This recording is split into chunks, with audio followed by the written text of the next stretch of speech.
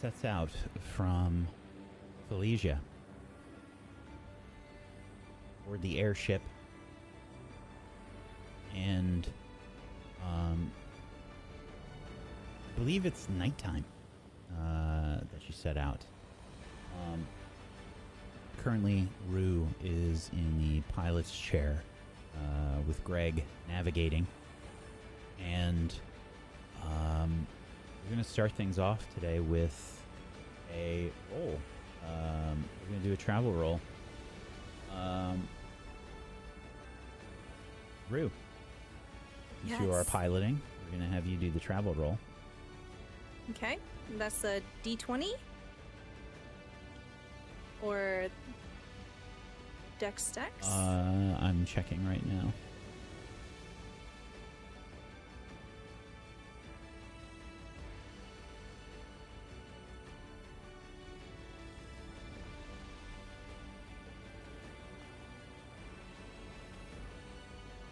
This is going to be a D8. As I've been driving the airship, occasionally I'll sort of lean on the steering wheel and turn to Greg and start talking to Greg. And the last hour I've been essentially divulging various dancing techniques and different types of dancing. I've rolled a 6. So let me get this straight. You're researching dance while you are piloting? I'm info dumping to Greg about dance. Gotcha. Yes. Gotcha. Okay. This is a 6. Uh-oh. Okay. Greg has given you all a little bit of a heads up with Tempria and Alandrath, and I believe it was Enders that asked originally, along with Rislith, if there was any stuff that you had to worry about if you're taking the airship to get there. And the only thing that Greg imparted to you was, hey, we're going to have to probably park the ship away like we did near Felicia. However, as you are flying,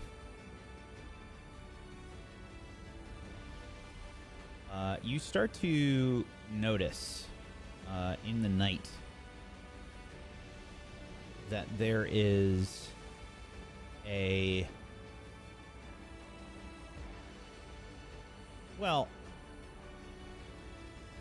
the moon that seems to circle around Regalia. It has a red tinge to it. Now, you haven't seen this before, but it's not quite a blood moon like we have on Earth. It looks hazy. The shape of the moon is a bit distorted. There appears to be a red tinge to some clouds nearby. Huh. I don't know which of you noticed this, but since you did the roll, Rue, you could be the one that picked it up. Hey, Greg, does the moon look kind of funny to you? Greg steps away from the map that I think probably Enders is speaking with him about, and walks over to the nearest window and takes a look outside.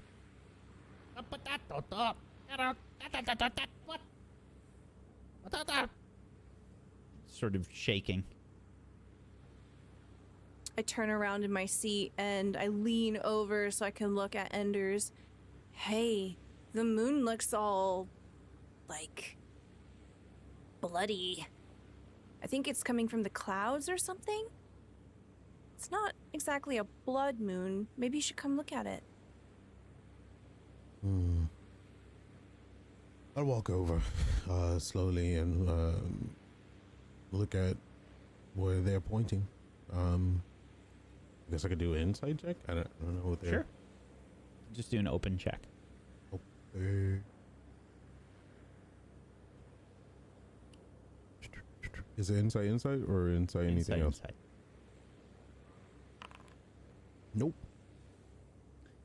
So you can see what they're talking about, but I don't think you really understand what's happening yourself. To be clear what this looks like, again, you know how when we have a blood moon, sort of just, it's almost like a filter gets put on the moon? Mm-hmm. You know, it has that just kind of that red appearance. It's not the whole moon that's red. It looks like parts of it are, or maybe clouds around the moon are red. The edges are blurred.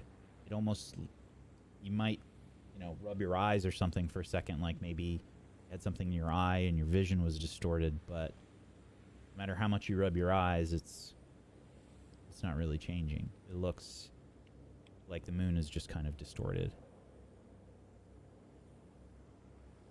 And there's this red sort of tinge around the perimeter of it. Eclipse? Maybe. I don't know. When, since I navigate the sky often, I look up often. Well, I did, I guess you could say. Did I ever notice any other things in the sky other than what's there? Was there any other planets, moons, anything? It's just aside one from moon? the stars, yeah. I mean, nothing that's like, you know, super close to Regalia.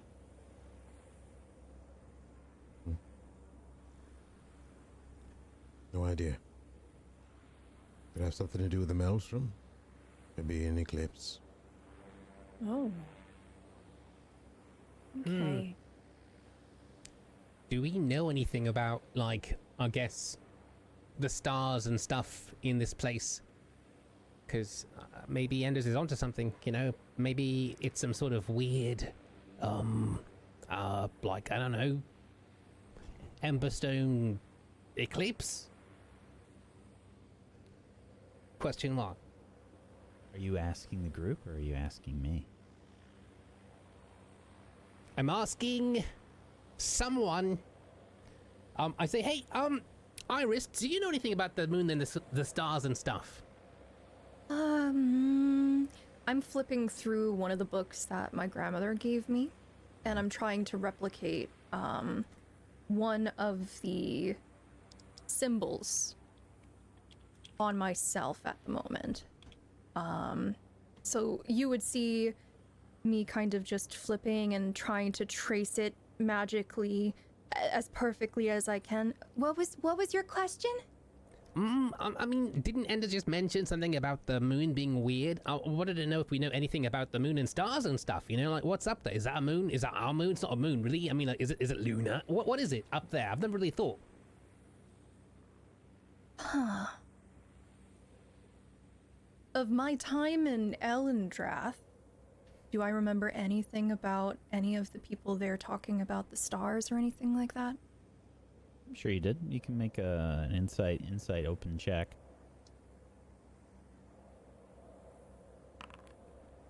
16? Yeah. This never came up in any conversation about like some sort of cosmic event or anything along those lines. There's lots of various like history of the stars, and the people here have their own constellations and whatnot. But in regards to the moon, it will take on some different shades based on its position and, you know, how much atmosphere it's making its way through, but there's no history of this happening that you're aware of. Well, I mean, I have heard of things about the moon here taking different hues depending on its position, but nothing like this. This is quite an interesting phenomenon now that I'm looking up. Do we have anything like a telescope on board? Has anyone seen anything like that? Or like a spyglass? We could use a Fabula point for it. That's true. Oh wait, maybe this button does something. Can I spend my Fabula point to... Okay, Absolutely. spend my That's what they're there Fabula for. point. I see a button that has the icon of like an eyeball on it. Just like a symbol of an eyeball. And I press it without any hesitation. And you see essentially maybe like a periscope sort of thing just pop down. Perfect. Oh. Well, maybe someone should have a look. I have no idea what this does, but I'm hoping the sound effect is appropriate. As this sort of mechanical device gets deployed, you see this like instrumentation light up on one of the panels nearby, and there's like a I guess kind of like a shitty sort of, you know, like a reverse cam in your car. It's Like a a little bit like viewfinder? that. Yeah, it's a little bit like that, but it's the technology's not quite the same. It looks like it's done with probably like a bunch of mirrors and things. As the there's like a wheel, you know, that you have to like turn to change its rotation, like where it's looking. As I continue to drive, I'll just gesture over towards it for someone else to check out. Ah, an Ocularicon.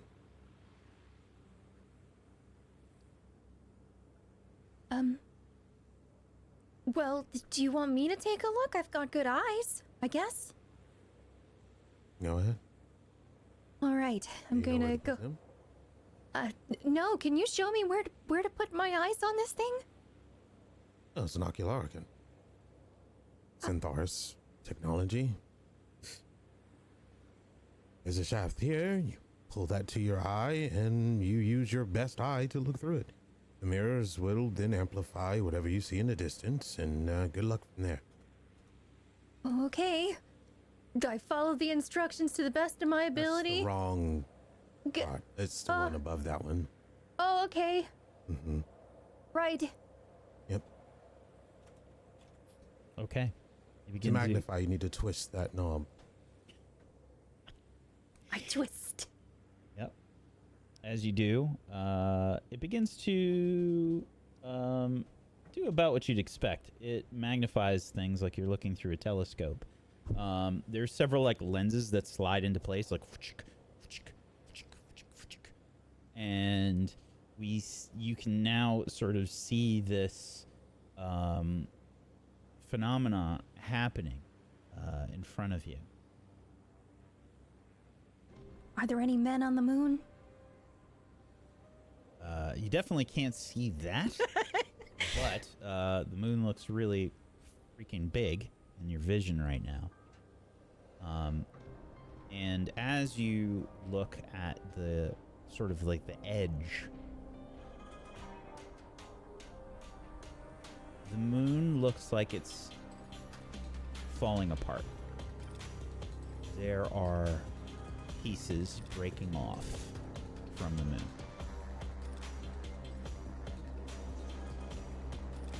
And does it look as though there's any sort of cause that I can identify? Like any sort of, like solar flaring or anything that indicates kind of why these pieces are breaking off? You can make an insight. This is a roll check. Okay. Difficulty will be 12 because Okay. of this device. I will start the session off strong with lucky 7 here. Because I feel like this is important. So I'm going to swap that 7 Or that 4 for a 7. I had a 10. Now this should bring me up to a 13. Okay. 13. There are tendrils of what appears to look like a cloud of red that seem to be reaching towards the moon. This is reminiscent of some of what you have seen, the strange emberstone reactions happening where the emberstone turns into a gas.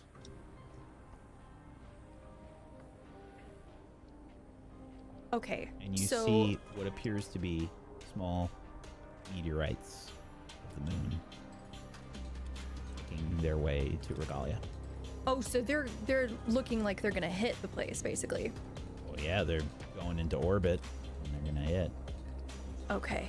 And so just so that visually my brain can understand this, you're saying that the clouds nearby look as though they're the ones with the tendrils pulling towards the moon, I'm just right? saying it kind of looks like clouds are reaching towards the moon, and that's the nearest thing that you can tell is the cause of this.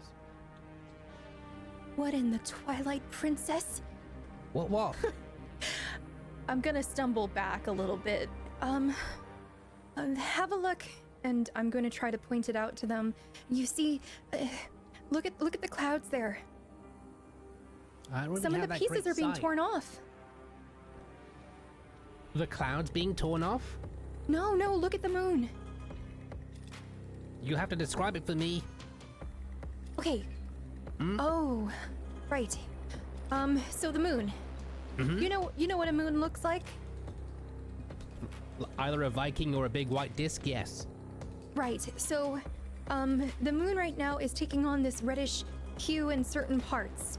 Oh, and essentially, the clouds nearby. One close by, it looks like it has these tendrils that are pulling towards the moon. And there are pieces coming off of it. There are meteorites coming off. Looks like it's still mostly intact, but like upon this Slowly but closer, surely. yeah, like it's stuff's breaking off from the moon. Wait, the moon's breaking off. Didn't Rue say she saw red? Like it's red and hazy up there, right? Wait, no. You don't think the moon is made of emberstone, do you?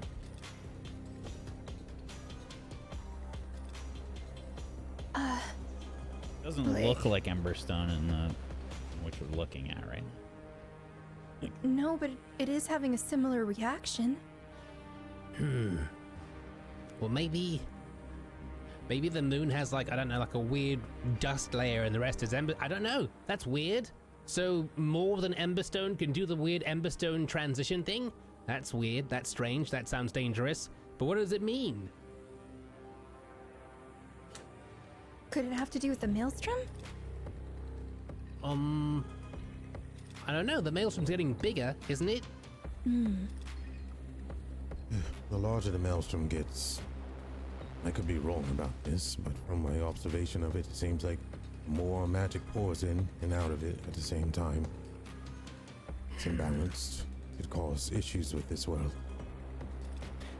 Who knows where the maelstrom also leads to? You think that it drains somewhere? You think it's like a big old drain? No. If there's magic pouring out of it, it has to come from somewhere, and if it's pulling from something, it has to come also from somewhere. If there's an imbalance in power, we could be suffering at the moment. Larger the I maelstrom see. gets, the more wild it gets. Say, pilot. So if I didn't hear correctly, bits of the moon are falling down toward the earth. Maybe perhaps we need to make sure none of it's coming our way?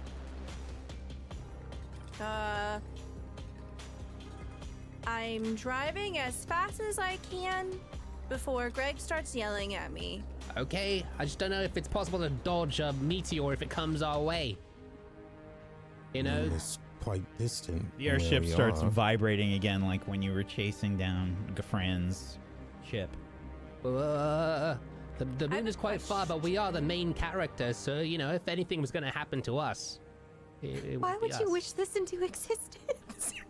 I suggest we drive this. And then a fabulous point was spent. contraption. Normally, the more stress you put on it, the more danger you put us in. Yeah, I'm gonna save the juice for whenever we're in a situation. Things Right. seem fine right now. I have a question. Is the maelstrom big enough that even at a distance where we are now, can we see it? So I imagine you can make an insight as a group, and we'll say that the difficulty will probably be 14. Okay. Is the maelstrom having any runoff? Like, is there any lightning or clouds formed? Is it messing up the? Let's find out if you can Nope. see it first. Okay, because I was saying that will help our vision if it's Right. sky related. I don't think you're getting any bonuses for this. Who is? Okay, so we're not doing bonds. I mean, you can get whatever your normal bonds are. I think he's talking about additional bonuses on top of that. Oh no, that's fine. Yeah, so I've started the group check. Insight. 2 successes so far.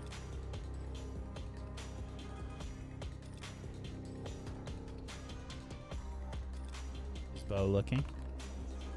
Ooh. No, Can't see it apparently, right? I've got a Selective vision. Yeah. selective. My range is weird. Yeah. So- It cuts off after 60 feet. So, yeah, it is visible. It's big enough that it is still visible at this distance. There's always been, like, stormy activity around the rift. It's always happened. It's always been a little bit chaotic. Sometimes it's, sometimes it's a simple thunderstorm. Sometimes it looks like a really bad hurricane out there. When you look right now, it is definitely that latter one. Like, it looks like a really bad hurricane. There's some really nasty looking clouds that are tinged with red, and you can definitely see some like red lightning. And it's very far away from where you are right now, so it's kind of crazy that you can still see it. Do we see any interaction with the sky and the maelstrom beyond I don't that? think so. There's probably a wall of clouds there. It's tough to see.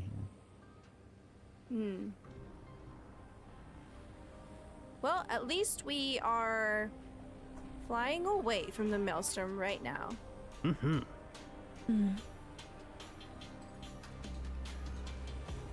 Well, at any rate, perhaps when we get to know Sissia, after our transport to the capital here, perhaps we ask them about if they have information on the moon. Maybe that'll give us some more insight. Anders, you were going to say something? Yeah, I was trying to pay attention to the moon and its whatever's ripping off of it. Is it flowing towards the maelstrom? Can't tell. So when we see the pieces going, we can't tell what direction they're going in? Yeah, it's too. It's so far. It's really far. It's also very. I mean, if you look through this Ocularian device, I imagine that there's so much like kind of happening. It's really difficult to track where stuff is going.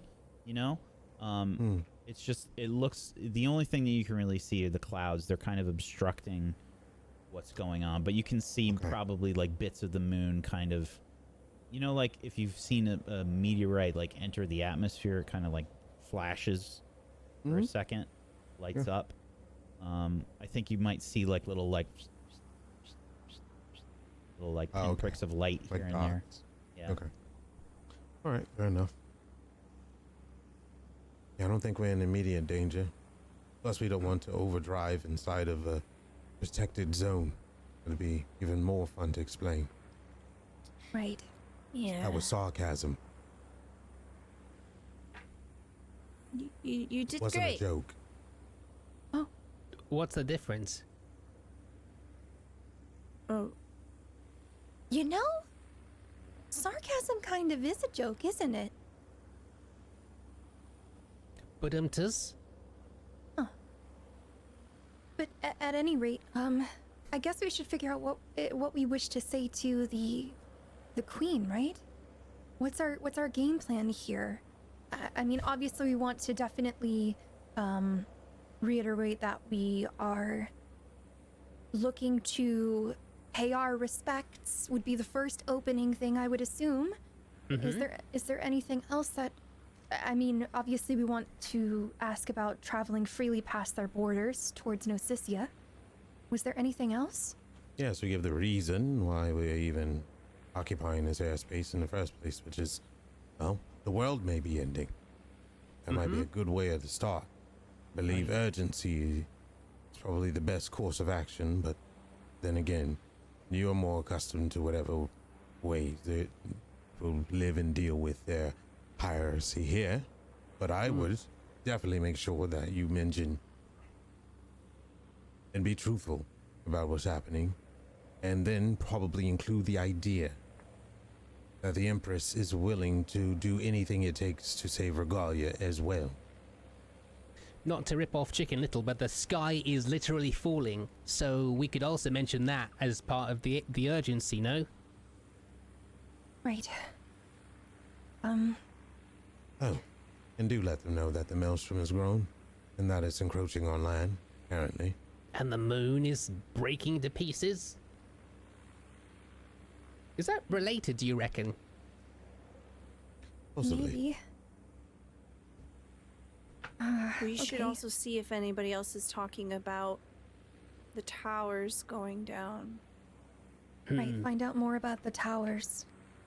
And if there are any other towers, too. So just a note, you did hear from the spirit caller in Felicia that that's how they got the information about the tower. Was Oh, from, okay, so they know about from Tempria. Yeah. So we just want to know, I guess we just want to know where the tower went down then. Well, Yeah, we That's need one more bit of info. specifics. Right. also, we need the support of the Queen. Because the bigger issue is who is causing all of this. And if my memory serves me correct, which it probably doesn't, I don't think a lot of people even like Muhn. You take that back. She's the savior, right? She's a Valkyrie. Well, I mean, when you say that, I mean, you say Muhn, I think the savior, but I mean, like, has her reputation of the Valkyrie really gone that far, is what I'm saying? It's You know- happened before. It seems to have a history. I look over to Greg. Hey, you were with her all these years. Do you know where she has friends who might see her as Muhn and remember her as Muhn and not the Valkyrie? Yeah. There's, well, usually the places where she had some sort of epic battle that saved them, those are usually the places that like her. It's not really complicated, honestly. But she's had to do some things throughout the years that were, well, tough on her, and, well, other countries and stuff didn't like it. Well, Milofax was one of them.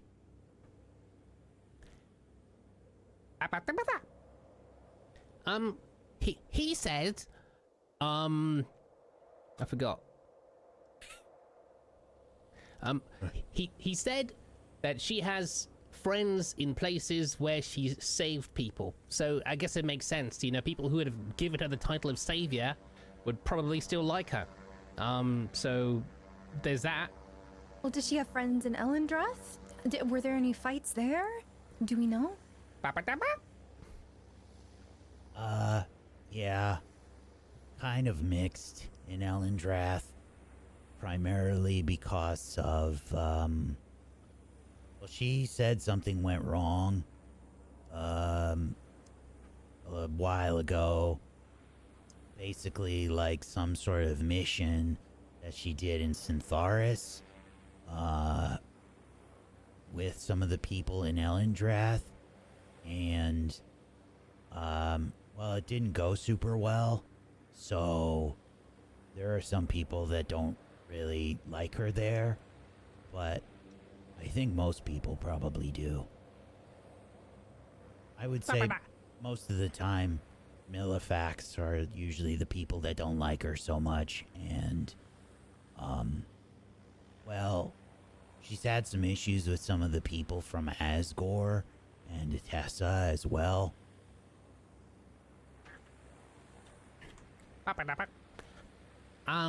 He said that, like, people don't really jive with Muhn around, like, I don't know, where we're from, like Millefax and Asgore and such, but Greg, did you say that it's mixed here in Ellendrath? Yeah. Well, he said that, well, so it's kind of mixed here. So she has friends, but not anywhere close by, apparently. I see. And what about Syntharis, that high technocrat? He introduced himself to us in Koga when we first arrived. Greg said that there's a bit of weirdness between them, but I don't know if it's bad weirdness necessarily, just not like, you know, a buddy. Right, Greg? Greg looks shocked when you say this. What? The High Technocrat of Syntharis. When did you meet them? When did we meet them? Long time ago.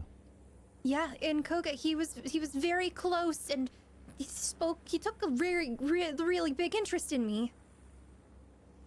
Yeah, so the High Technocrat and Muhn, that's weird. What do you mean? What happened?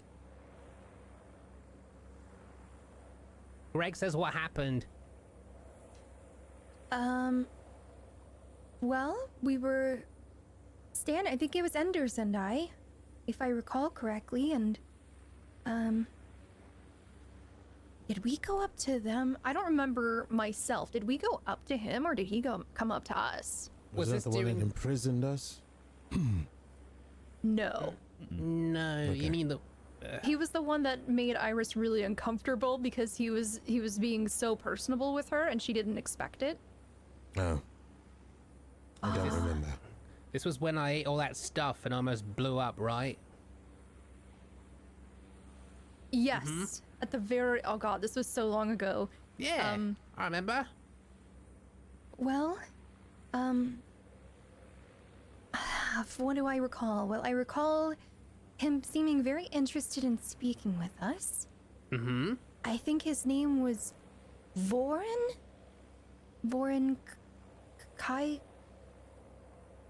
Kylos. He said that he looked forward to getting to know us more. Greg is And working together, that's what he said. It's He said really working hard to together. read. It's really hard to read Greg in general. This is not hard to read. Greg looks shocked. Open You can mouth. read him like tea leaves. Yeah, like you can see both of his eyes. Looks shocked. Oh no, is okay. Greg okay? He says, think I and understand he that. talked to Muhn.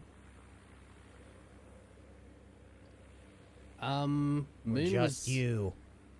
Was Muhn there? Was Muhn at hers by then? I think Muhn was No, at hers she by was- then. She wasn't with us at that time. I recall we were kind of lingering. It's when we met a couple of people, and I had wished to introduce Enders. Oh, I remember. Enders had forced me to talk to the High Technocrat because he wanted to help me work on talking to people here. And we had noticed the leader of Brom or the leader of the military from Brom. I don't remember. And Enders was a little bit reluctant. So we held off on Sounds that. like I wouldn't. That Ender's forced you to do something out of your will. Well, it wasn't to upset me or to do anything of that sort. It was to kind of push us to get to know others and to Understandable. help me, I guess. As if I am telling you to do the same with the Queen. I suppose. Interesting. Well, what of it? Well, Greg he knows just something that we do not. Greg is Molting. pacing like super fast back and forth, and he looks very pensive. Losing leaves. Greg, are you okay? Okay. So, the high technocrat is really scary, and,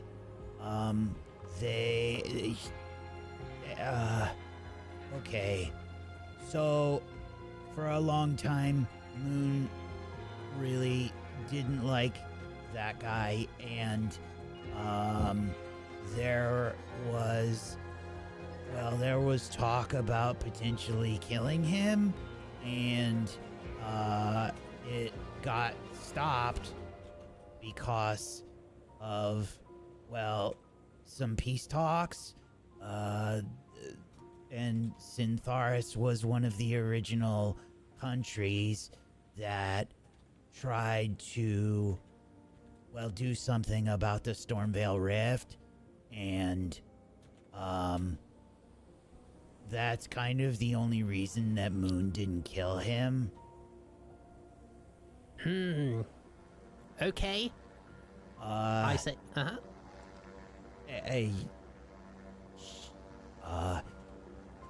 He's threatened us a lot over the years. Muhn has upset a lot of his operations along the border, and personally disrupted several of the battles that happened between Elendras and Syntharis. Okay, so he's no buddy of Muhn's. In fact, he's the opposite of a buddy of Muhn's, because Muhn wanted to kill him, but didn't because of peace talks. All right. So I guess what about him? Do we need to talk to him about this stuff? I mean, we're friends of the Savior, but from what I understand, he's one of the people that worked with some of the scientists in Etessa and Brabacina to create the Emberstone Towers to keep the Stormveil Rift at bay. Oh, in that case, he's very important. We have to speak to him before he gets killed by Muhn. What? Why do we have to speak to him? Because he is one of the people who was behind making the towers in the first place, apparently. How old is he? I don't know, but probably, like middle-aged for an elf. All right. All this talks of killing and Syntharis and Elendrath, all this stuff that we are convoluting our minds here. We need to stay focused. Where are we right now? Yeah. And I run to the map. You're not too far from Tempria. Maybe a few miles out. Should be pretty soon that we come up on it. And this entire time I've kept my eyes ahead and I'm just driving. So, you think we should speak with Vorin? Maybe. If he knows anything about making the towers in the first place, he could probably explain, I don't know, like how to do something. Or what the right? tower's actual function is. And does it have anything to do with the moon? Well, if he's involved in all of that, that's very important. You're right.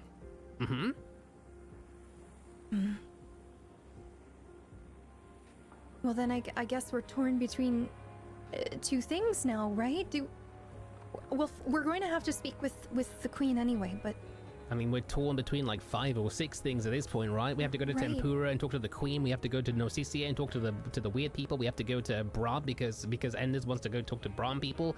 We got to go to Platea, I guess, because there's like a thing there. There's stuff around, right?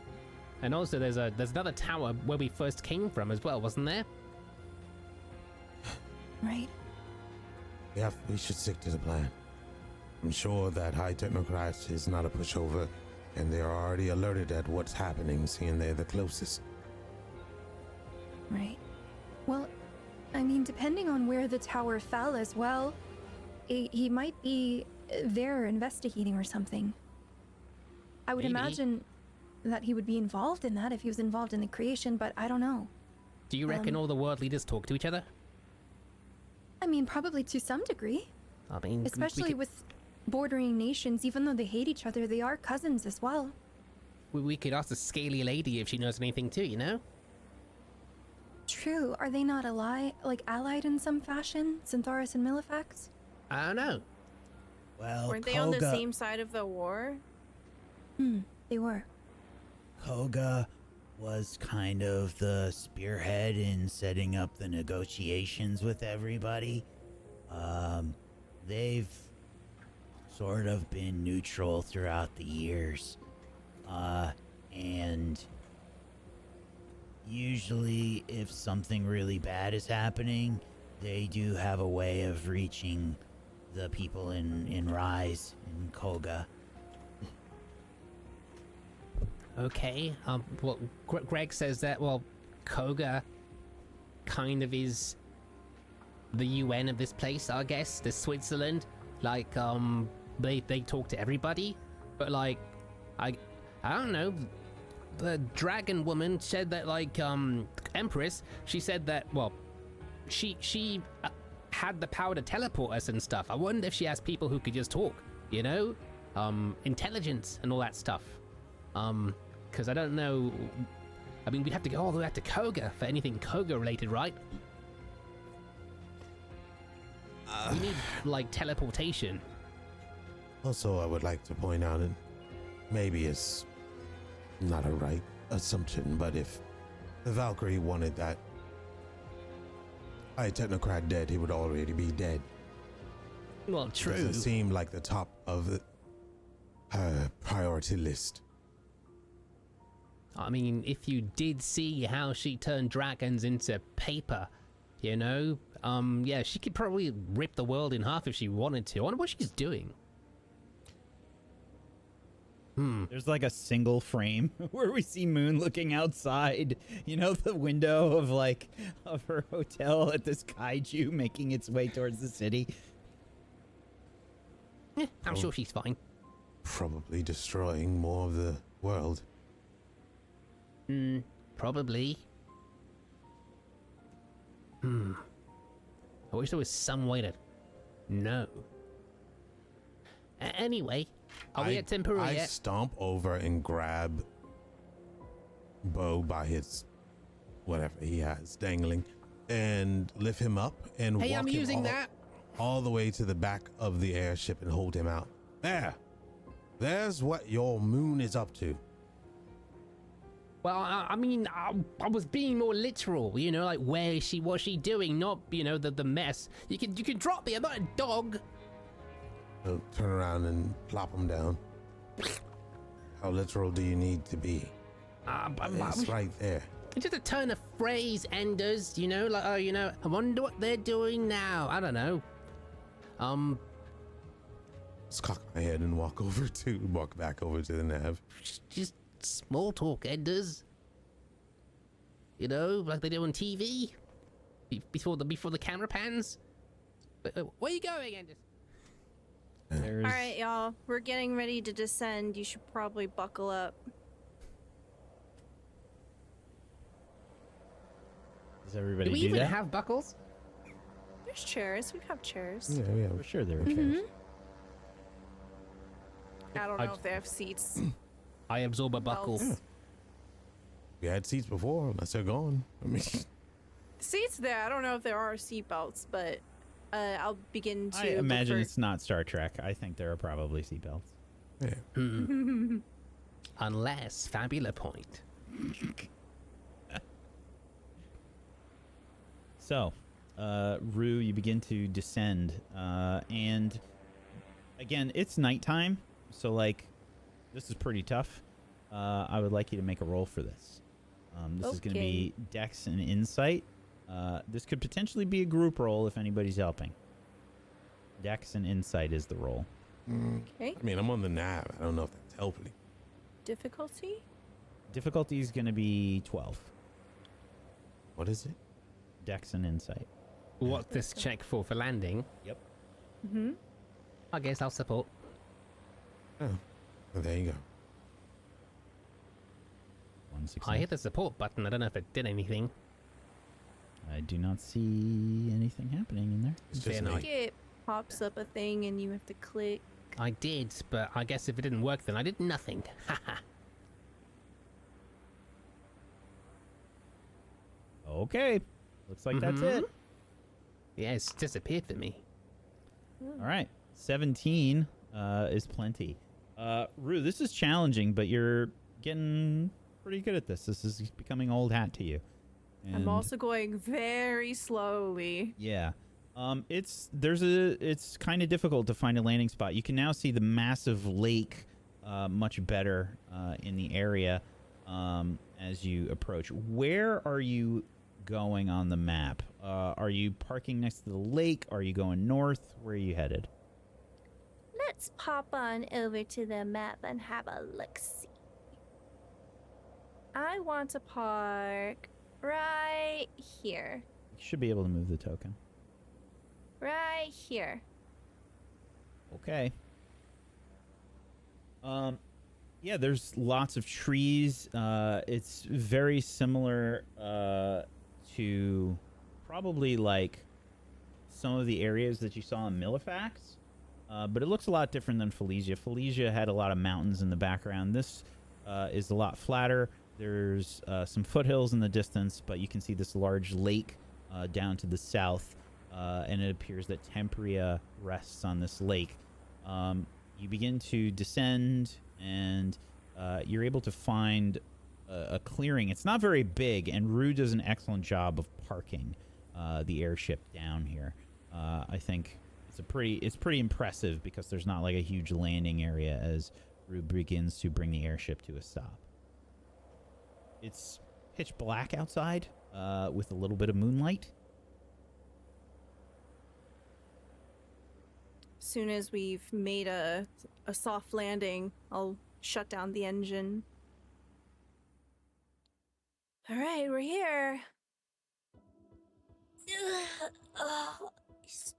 Start stretching. Okay. Well, are we all ready then to go into Tempria? Take me to your leader. We should probably let you do the talking. Yeah. You should go ahead and do the negotiation first. Good idea. What do I We'll be say? outside. We are wearing the Queen's garments. Right, the Empress. I suppose I could smooth that over first. Well, I believe speaking about the urgency and then bringing us in might be a better course of action. But again, you know the ways of your people. Right. I come from a place of militia. Typically want to know up front why we're there, but it may be different here. I believe you have what it takes to do what needs to be done. You also have a piece of conviction now stirring inside of you. Use it. Right. Okay. Do we wish to travel to Tempria all together and then Yes, I'll move ahead? but of course. All right. Come on, Greg. Okay. Are we Greg looks towards Bo and says, "Are you doing that transformation thing again? Cuz you probably shouldn't do that." Oh, sure, okay. Then I won't. Unless... Greg's just Okay, staring fine, at I you. won't do it. Okay, fine.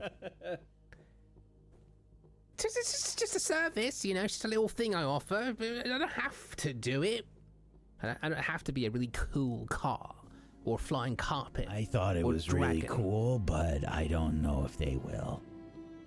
Oh, well, fair enough. In that case, I'll just glorp and become a backpack on the back of Iris. How about this? Yeah. The old number 2. As long as you're not, you know, coming in as some sort of, well,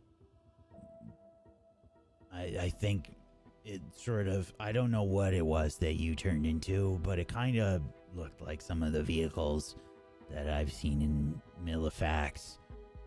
That would scare them. Oh, okay. Well, in that case, no more Bogattis. Understood.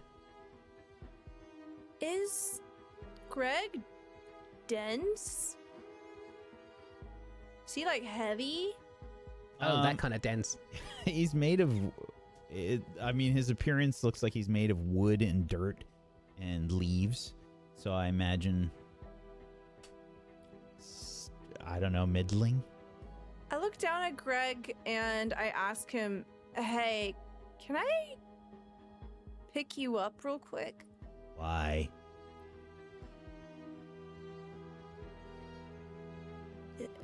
Is that a no?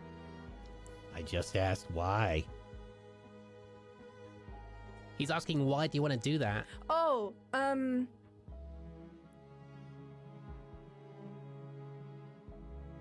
just for the information. In case of an emergency. Okay. Is that a no? Oh, he says, okay. Puts his hands up for uppies. Okay, I try to pick him up. Yeah. Is it difficult? I mean, he's not light. He's probably like, Bowling ball. I imagine he's probably like, I mean, it's like you're picking up a big, almost like a rock. He's probably at least 100 pounds. Okay, I put him back down. Oh, okay. All right, let's go. All your findings. About 100 pounds. Huh. Maybe, yeah. Okay, Those branches are like bones or something. Basically. I'm ready. All right. Greg is still looking at Rue like, was there more, or was that it? No, that's it. Don't worry about it.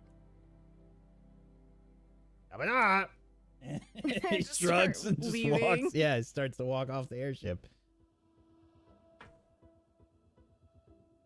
So, you leave the airship. You doing anything here, or what's the plan? The airship. What are you doing? I mean, I would assume whatever the locking system Greg would know about, so we'd probably have him lock it and then start heading out. Takes care of it.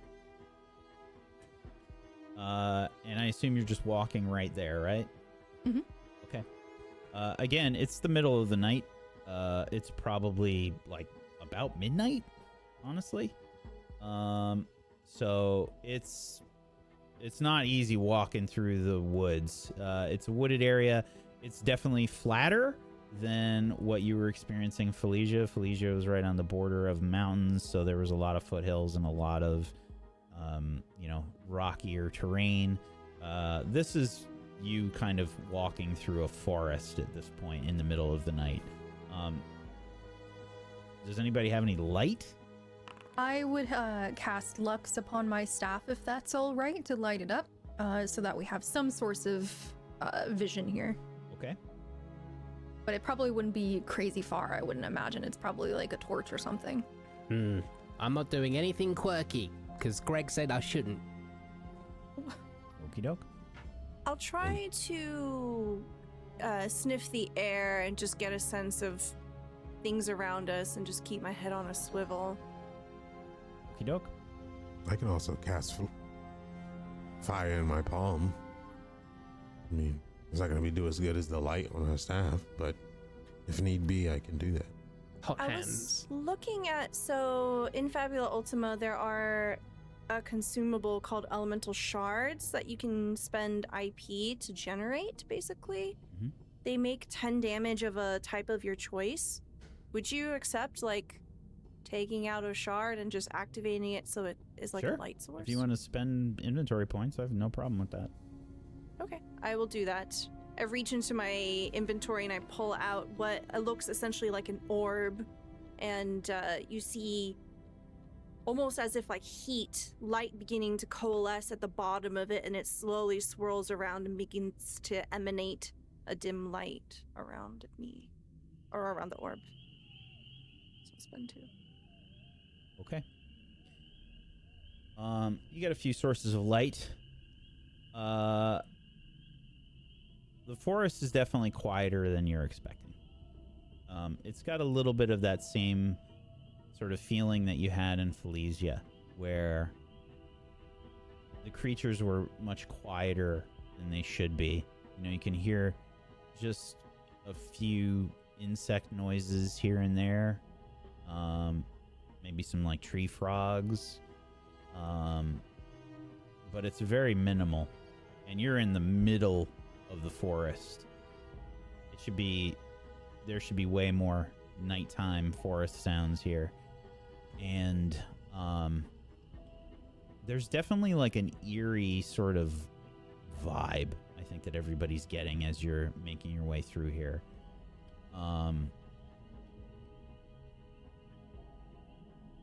As you begin to approach Tempria, you can see that there are lights and things, and it's a bit brighter near that city. The light is sort of cascading out on the lake. The city appears to partly rest on the coast of this lake, and it's a bit like annoying making your way through the forest in the dark, even with some light. It's kind of like difficult to find your steps, but eventually you come across a trail leading towards the city. It's not quite a road, but you find a trail. There are some markers that I think, Irislith, you would notice,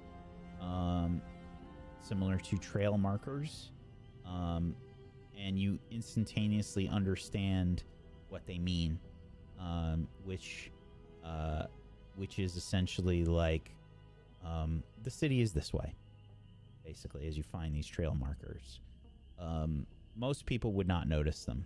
They're probably kind of a dark color on some of the bark of some of the trees. They're not like easily visible, but you instinctively know what to look for and where to look for it on the trees, and you find yourself following this trail towards the city. As you approach, you can see there is some activity going on in the city. There are some lights and stuff moving around. It's not a big city with lots of technology, though.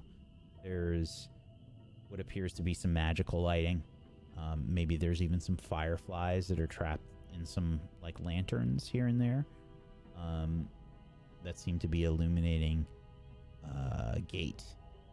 You can see, however, the architecture of the city is very different than Millefax, very different than Syntharis.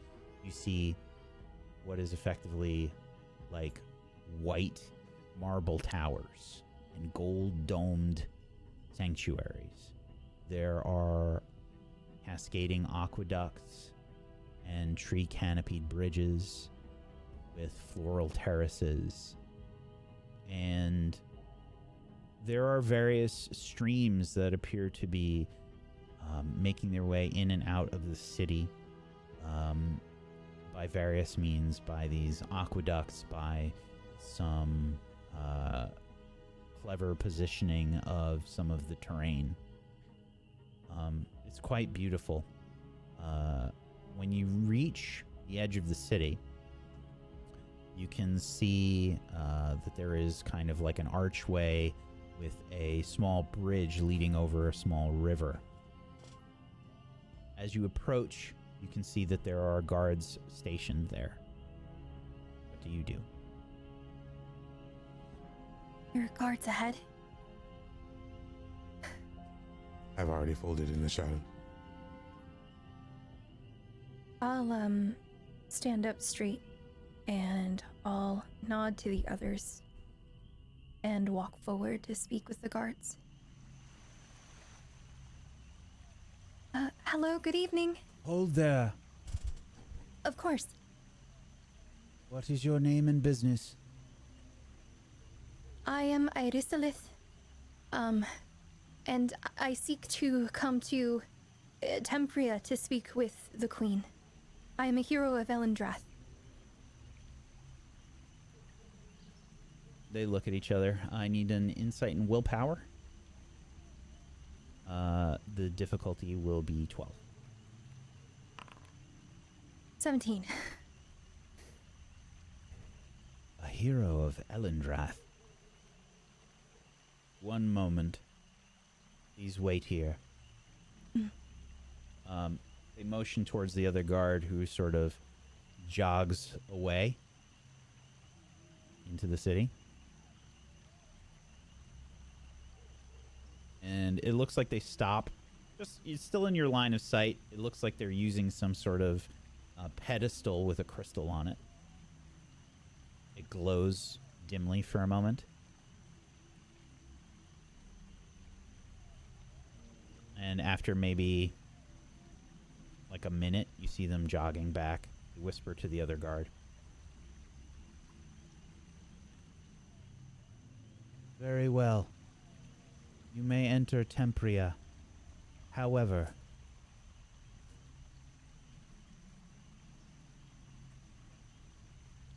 are you carrying any weapons? Yes, my staff. And I have my friends as well with me. How many? How many friends? How many are with you? I am going to go ahead and cast Navigator here. To try to speak to Enders. Enders, am I mentioning you?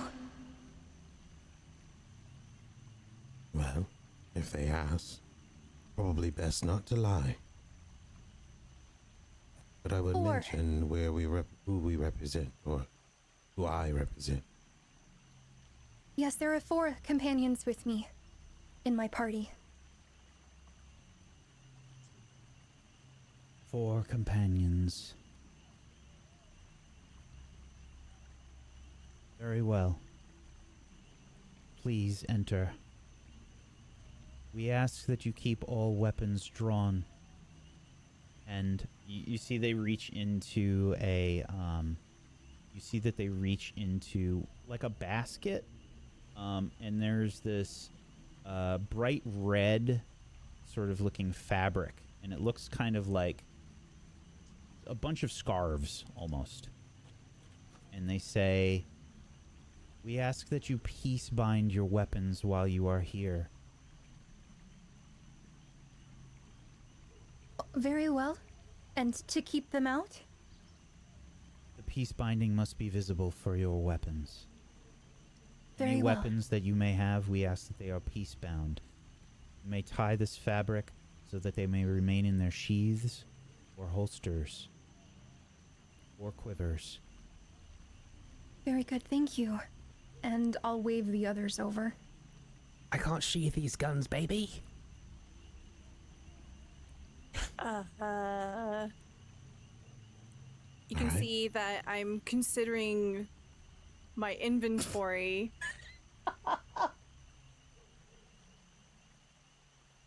They want to. What are we doing? Peace binding our weaponry so that they can see it and that they know that it is unusable in town. Peace binding.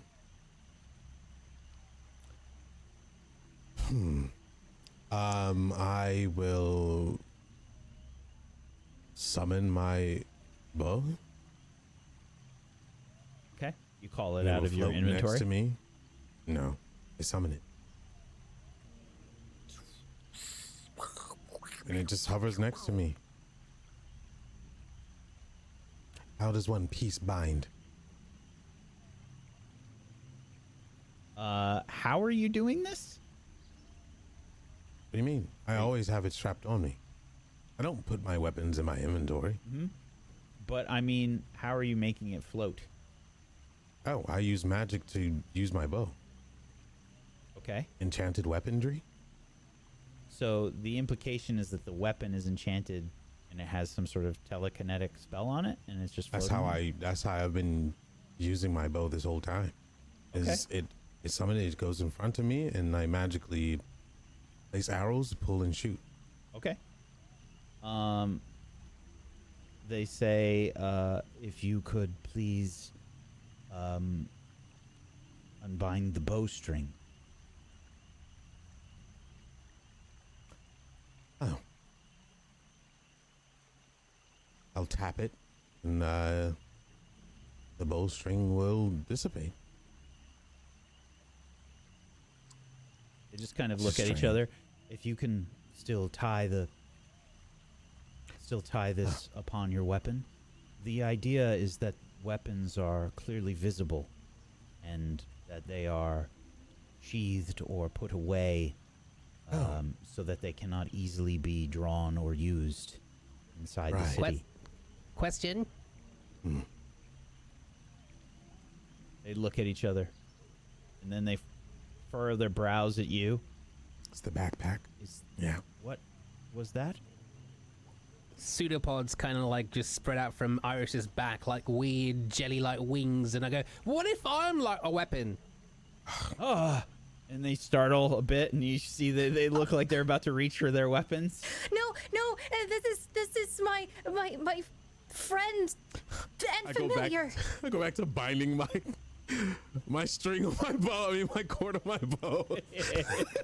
They're drawing weapons. I'm like, here we go. I double This tap. is a The string comes familiar or companion? A little bit of both. He's a protector. He protects me. back. Familiar. Hi. The pseudopods kind of like snap back in again. There's like a whipping sound. The guards just look at each other like, what do we do? I don't... It's a slime, I think. Can you put this on your pseudopod?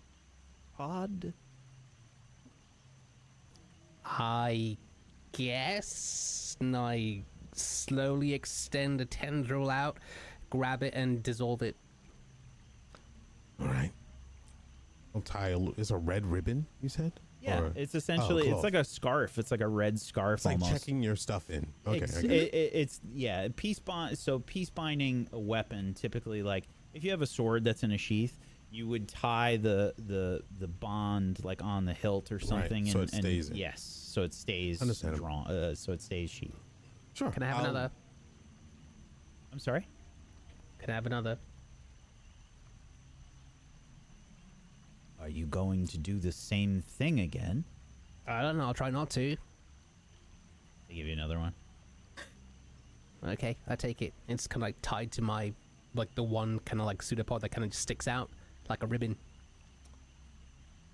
Tie my bow and then I'll place it around my body so it's visible.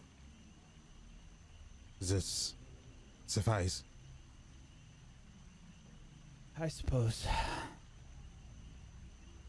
And my If I staff wanted as to well. do anything harmful, I'd just burn the whole city down, but I won't be doing that. Enders look does at like Enders to burn like- things. Well, I would just give them assurance. Isn't that what we do? They look at each other a bit confused, and now they're really starting to like look you over.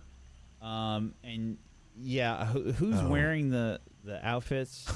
I say, oh, No offense. burn. And I look down. I meant that as small talk as I look at Bo and then look back at them. He was being sarcastic. Yes, it wasn't a joke. Wait, Are it was a you joke. ambassadors from Millifax? I look towards Irisly.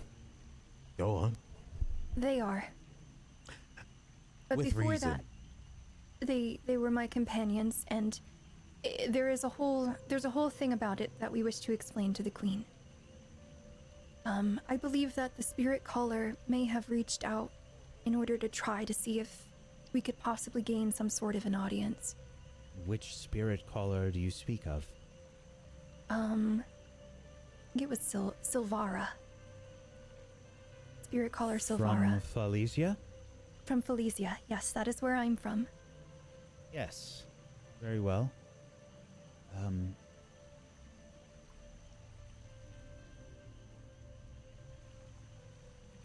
We will have Orion here follow. You may follow Orion.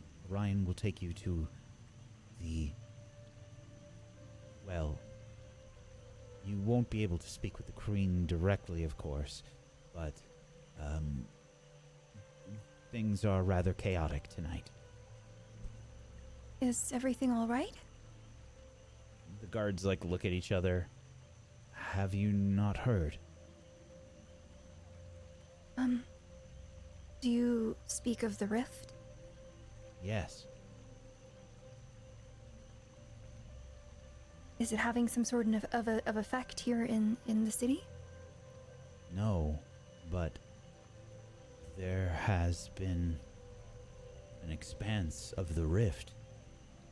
It is making landfall in several places. And I look back to the others. I see. And, I heard rumor that it was perhaps something to do with the towers. Do we know... Have you heard anything about any of the towers? They just kind of shake their heads. We do not know. I see. But the city is safe. None of the land has fallen here. None of us are safe if the rift grows. Of course, I just mean more immediately. For now. Right.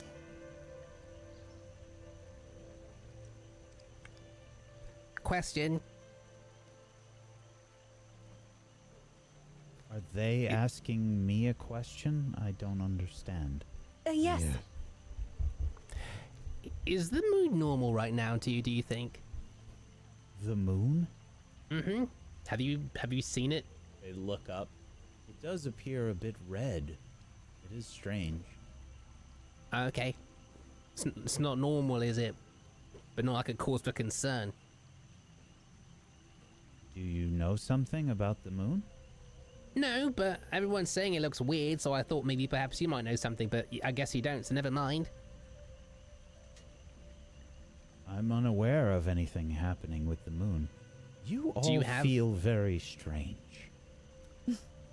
We get that a lot. Orion, please take them. I believe... perhaps to Captain Tallbrook? And perhaps Captain Tallbrook can reach out to,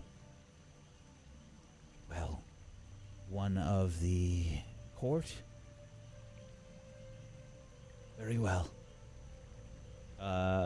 Orion appears to be a, probably pretty lean. I imagine wearing typical Ellendrath sort of colors, where Irislith, is wearing lots of brown and cream colored sort of attire. I imagine there's probably more green. There's probably a little bit of blue in some of it. And there's some gold accents. They have a hood that's just that's down at the moment, but you can see that they have elvish ears.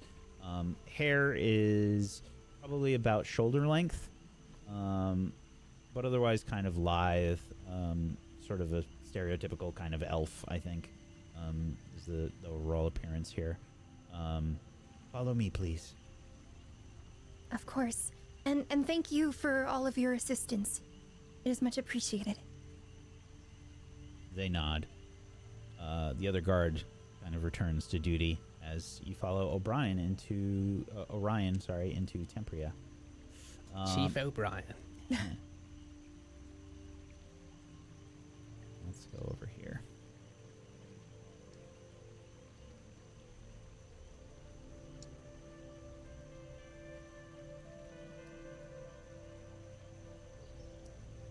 Is this not loading? Okay, let's see if this can be fixed. I think I know what the problem is. Yep, one checkbox. There you go.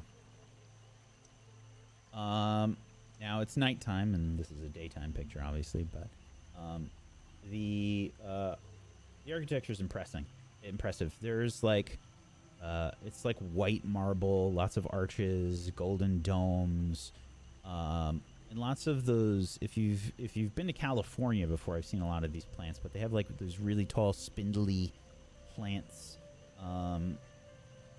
These trees that are very thin. They have like a very small radius to them, but they're very tall. And you see a lot of those all about. I don't know what kind of tree that is. Otherwise, I would just say that.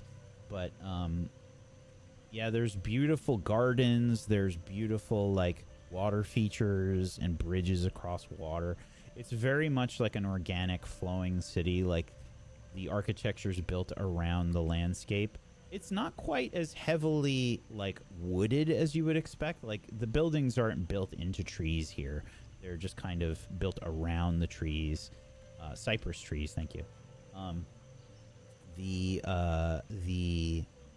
architecture is quite beautiful, and it's very much trying to accentuate the beauty of the area. And I see, like, in the image that you have there, the water is kind of giving off those reflections. Is there anything special about it that we would notice? Yeah, there looks like there is, there's like, probably, I think it sort of looks almost like fireflies floating above the water. Whatever it is, it's quite beautiful, and it just gives like a nice diffuse kind of light to the area.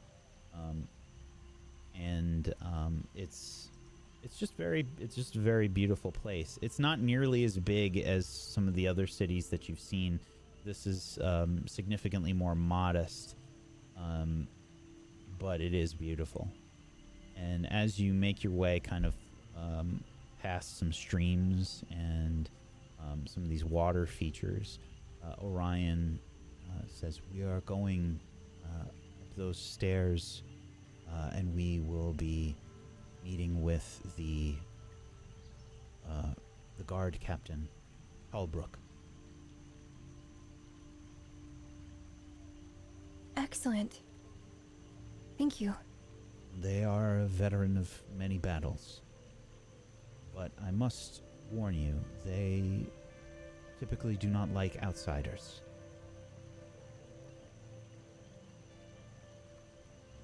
It is rare for... You see Orion just kind of like look at the lot of you. For non-elvish folk to make their way into Tempria. I see. Well, we shall try our best not to offend, and I look back at the others desperately. I mean, what do you mean by that? I've never offended anybody ever before. Whatever do you mean? Mm-hmm. Just... perhaps we... don't piss people off. How? Someone have a history of doing that? Mm-hmm. No, I'm just speaking and saying it just in case anybody felt like being that way. Whatever do you mean? But I mean, Don't worry. you're the... It'll you're be the elf. fine. Mm-hmm. Yes, I'm sure it'll be fine. I mean, are there things in Elfland like that are like offensive that wouldn't be offensive in non-Elfland? Ooh, good question. Is that something that would click in my brain now that I've been having all of these memories flood back? Oh yeah. Are there any customs that we should be aware of? Manners It's are like picking your ear really rude. yeah, like manners are a big deal just in general, like politeness, and like properly introducing yourself by name, which you kind of skirted a bit when you were meeting the gates. guards. Yeah, that's kind of a no-no. And just like any sort of disrespect to any of like the higher ups, is they do not take that well. Right. So would we know that they probably prefer to be called by their titles? Like, for example, guard captain instead of Tollbrook. Yes. Yeah, for sure. Unless they introduce themselves to you by name. Excellent. Okay. Then it's fine. So, crash course. Manners, very big deal here. Introduce yourself before, trying to get into any sort of other conversation parts. And make sure you use titles. Don't call people by their names. Call them by their titles. Unless they introduce themselves or say, call me this. Okay. Right? Fair What's enough. your title? Well, I told them a hero of Elendrath. Because we are technically, that's what they perceive us as. So. You're all technically heroes. Even if it's something that you don't feel quite as though you live up to yet. Okay. Well, thank you, Orion. I think we're ready, right? We're ready? Yeah. Ryan begins to nod and sort of begin to walk up the stairs. You can see there are guards perched in various spots, like keeping an eye on you. But they've taken note of Orion, and Orion nods his head. And you see that they are eyeing the peace-bound weapons. They have laser pointer eyes on all the red scarves and how they're tied and everything. As you approach, they're all like clocking you, like they're doing math in their heads, like, okay, if this weapon is drawn, I will do this, etc. Like that is apparent. You don't need to make a roll for that. Like, these guards are on watch right now, and they are very vigilant. There's some activity in here as you approach. This is kind of like a cylindrical sort of area that you're approaching. Lots of arches and stuff. There are guards posted kind of on the railings in various spots, and there's some minarets, kind of like small towers that are around the perimeter of the cylinder, and guards are stationed apparently in each one. And there appears to be some conversations happening in here. You can see that there appears to be one person wearing like a silver cuirass, and what appears to be like a feather cloak. They are probably middle-aged by elf standards.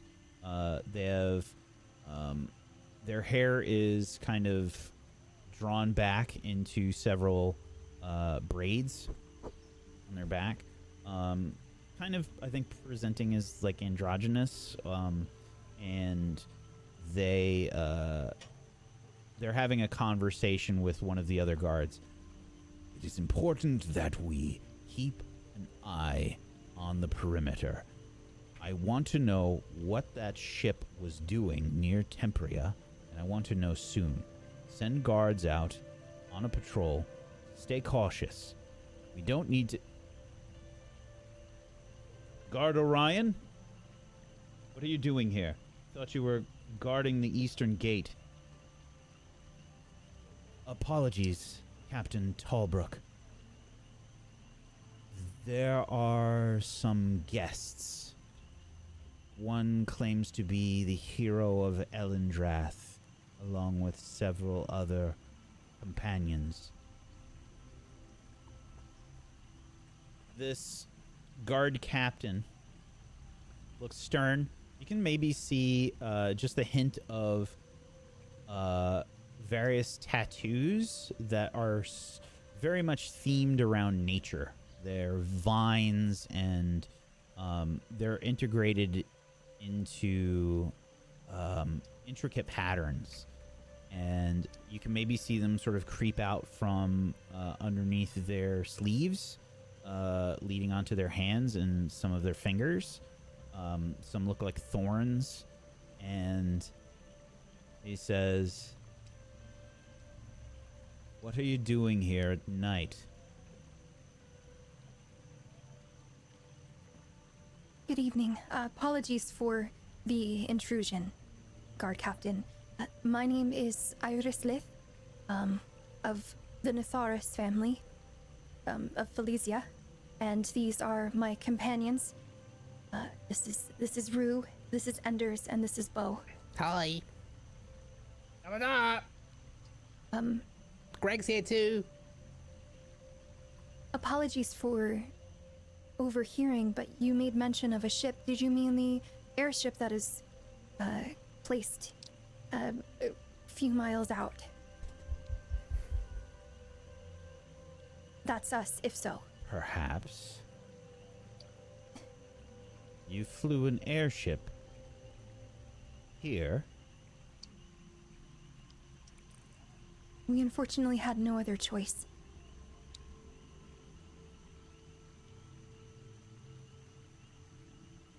They turn their back on you as you can see there appears to be like a goblet on a nearby table. They take a drink from this goblet and they say, "Please sit." Thank you. And I'll motion to the others as well to take a seat. Are there enough chairs for all of us? Yeah, they're kind of like scattered around. They're not like in, a perfect group of, 5 chairs. Right. And I go and I pull my vestings up and I sit down.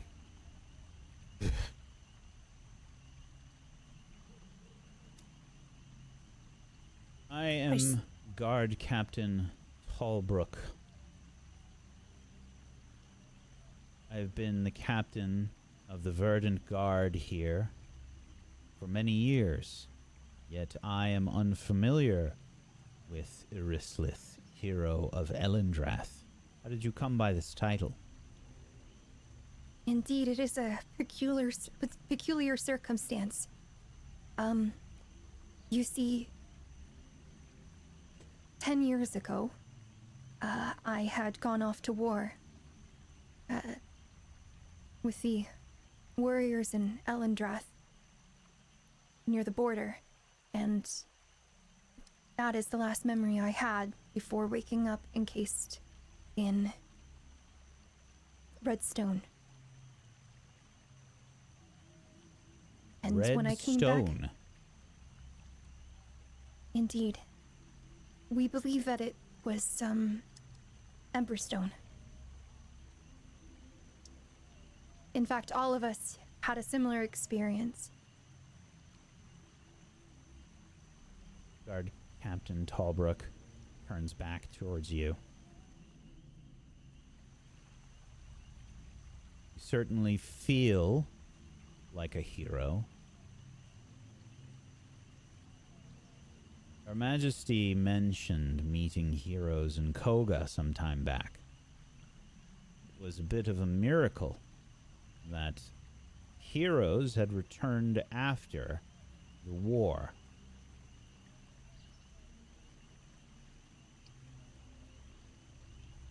It is understandable to be offended by such a thing.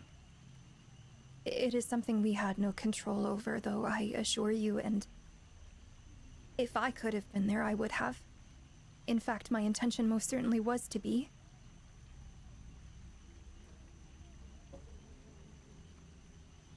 Maybe we're here for something else.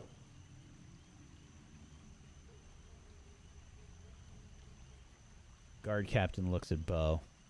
I think for the first time really taking in what's going on. Are you still a backpack, Bo? Have you... Mm-hmm. Okay.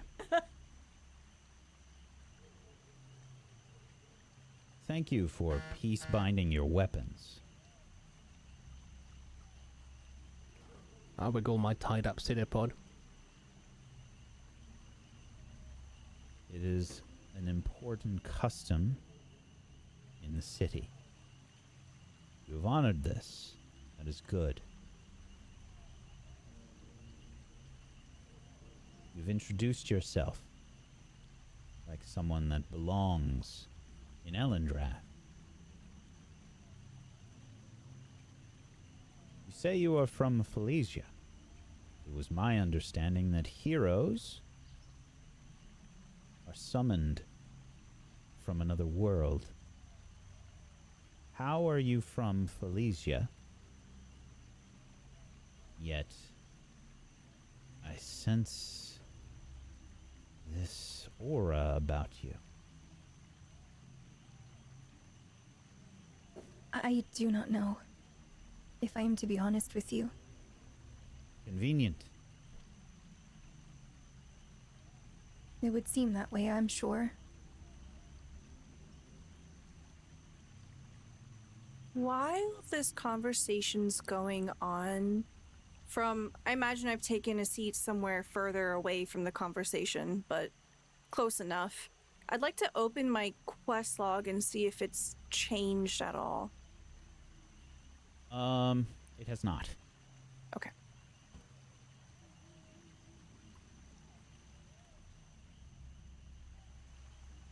Very well. Assuming you are not lying to me, why are you here? Well,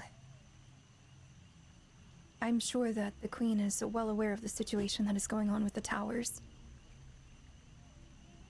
We received some information on that. And as heroes, we'd like to offer our help in any way we can to try to solve the situation. You must understand, I am skeptical. You are wearing Malefaxian garb. If I'm not mistaken, that is in fact the Queen's sigil itself. It is. And I look to the others to see if they would like to explain it all or if I should continue. Sorry, the Empress.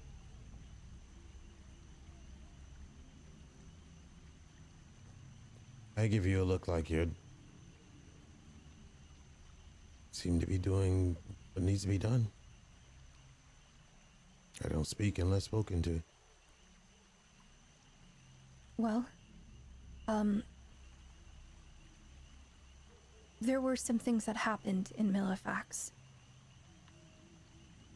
We encountered Savior Muhn and a situation in the laboratory there that was quite confusing and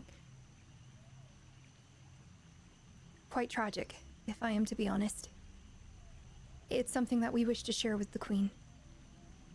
But during our time in Malefax, I understand the tensions between our people and the people of the Empire of Malefax, but the Empress was very helpful to us. Our companions the group was sponsored in a way to help get us here, because the Empress would like to solve this problem too, with the rift and with the towers and everything going on. And the Empress did not wish to impose the same garb on me as it would probably not be too well received, I would assume. Considering I'm not of the Empire. So, to summarize, you've taken an airship, landed near Tempria in the middle of the night, come to assist us in our great time of need as the Stormvale Rift expands. As what? 4 heroes emerge once again onto our lands? I am aware it sounds incredulous. Well, sounds too good to be true. Sounds like everything's fallen into place at exactly the right time, which makes me skeptical. Of course. While in Millefax,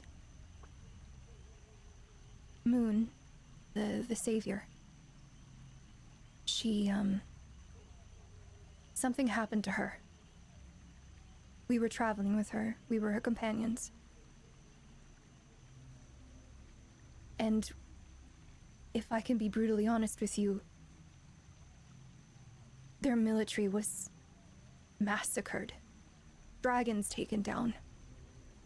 We saw it with our own eyes.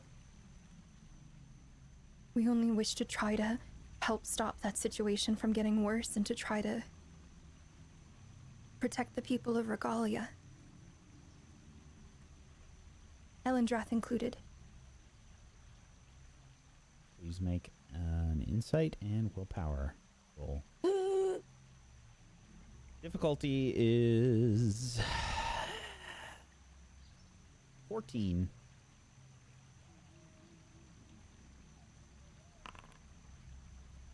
Ooh,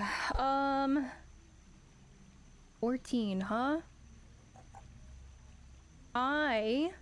Let's see here, what can I do? I do have a Fabula point.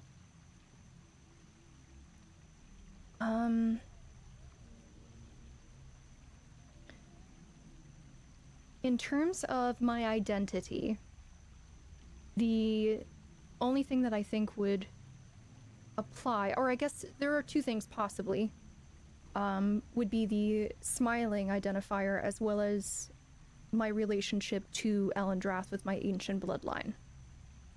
Would I be able to use a Fabula point here? I think so. Okay. Honestly, it's a combination of the whole identity Right. and your origin. Okay. Oh god, now the question is, do I reroll one or both? 14. What would I need to get to? I would need to get a 7, right? Yep. Well, you need an No. If you re-rolled the 1, you would need to get an 8 on that. 8, right. Yeah, so you have a 30% chance, 8, 9, or 10. 30% chance of success. Okay. What do we think, team? One or both? I mean, you're failing already. Oh. Which, if you have a 12 in that, I got half the result of that, what I could get. yeah, I would re-roll the whole thing personally. But Yeah, double or nothing. Up the ante. Oh my god. Okay. I can't look. What's the worst that could happen? I can't look. Oh, that's the worst that could happen. No, the Yeah, worst that could no. happen was a critical fumble. True. That is a 9 for the listeners. As in, no, we didn't get the roll. I understand what you are saying, but what we are dealing with is perhaps the greatest single threat that Regalia has ever faced. It took all of the nations of the world get together to accomplish peace talks over years. And what are you going to do? What information do you have to provide to us that could possibly help in this situation? Tell me. Well, there are multiple things. There's what happened at the laboratory, and I looked at the others for confirmation on it, whether or not they're okay with me telling the whole thing. Mm-hmm. Spend info to get info. I am squirming in my seat. Definitely, you are the best person to talk to this guy, because I wouldn't the tell him second everything. your eyes linger a little too long on me, you know I'm gonna burst and start bitching at him. So I'm just like trying to stay quiet. And my eyes are looking at you and just blank stares. I wouldn't say everything. Who is he? He's not the queen. The whole fact that we're here with the Empress's like blessing should say enough. That's crazy that we're here with the Empress. Blessings, like what? But anyway. Well, Okay, I'll look at you and it'll say conviction. It's all written on my face. I'll straighten up.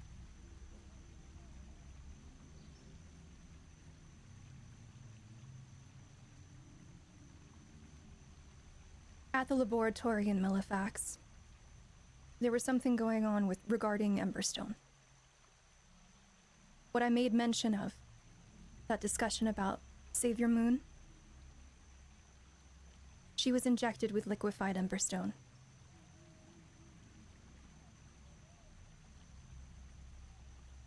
That caused her to go into some sort of a state that was not herself, amplifying the power she already had. We tried to stop her. We almost died. In fact, a couple of them did die. Except I was able to return them back to life.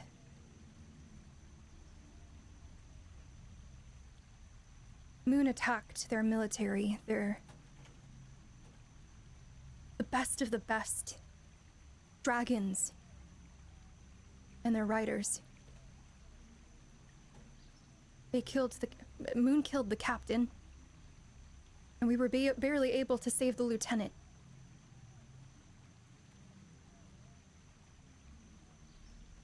The Empress wishes to solve this issue as much as anyone else. And I'm sure any peace talks would explain that situation would be true. I think you're misremembering. Captain did not get killed. One of the others got killed. The dragon for the captain was killed. Wasn't it the highest ranking one that got killed? It's Dragon Rider. Yeah, I'm pretty sure I had it in my notes that he did get killed, but whatever. No, he was saved. They caught him in the air. I know we caught someone, but I was pretty sure it was the second in command, but it doesn't matter. Iris would know. Oh, the dragon was slain. Yeah, but not the rider. The rider wasn't. Right, there was one member of their military that was killed. Yeah. And then the other person's dragon was killed. Yeah. He's just letting you speak. He's just listening to you. And what does this have to do with what is happening right now? Muhn destroyed one of the towers. That's the reason that the rift is expanding. So, you are aware of Muhn's involvement with the tower. We were informed, yes.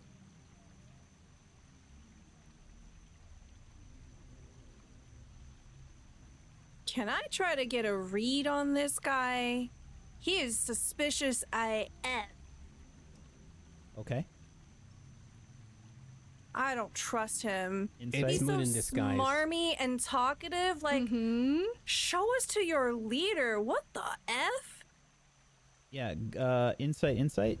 Difficulty 14. It's definitely not following the ladder, the good old He's procedural wasting ladder. our time. 16. Ooh.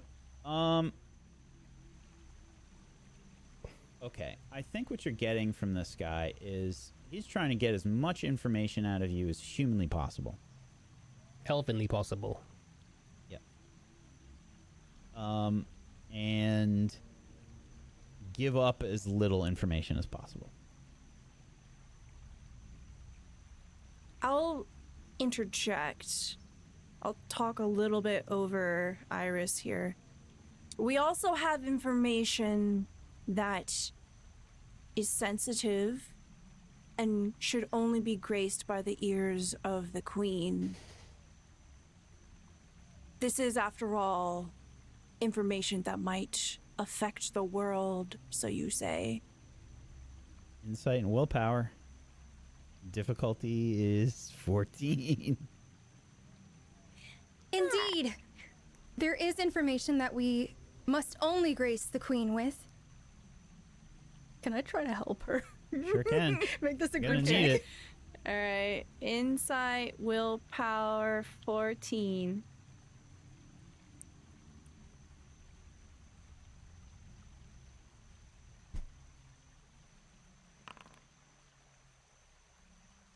Success for my assistance.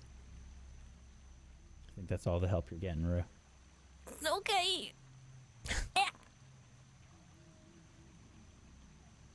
That's a 10. Be that as it may, it is my job to make sure the Queen's time is not wasted, especially in such an emergency such as this. She's extremely busy. Oh my god, we got on an airship and came here. What is more pressing? We have literally came here as quickly as we could to help. And that You is- also made mention as well that the Queen had spoken of the heroes that she met, meaning that we are important enough to grace her tongue and her time.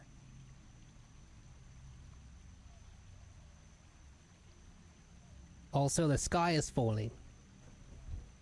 Excuse me? The moon, it's doing weird, not quite moon-related things, you know, turning to crumbs. Look at it, look at it. Yes, Savior Moon is crumbling Huh? at the seams. Well, I look mean, back at Bo. Huh? What? Savior Moon is crumbling at the seams. And how do you know Say- this? We've seen her with our own eyes.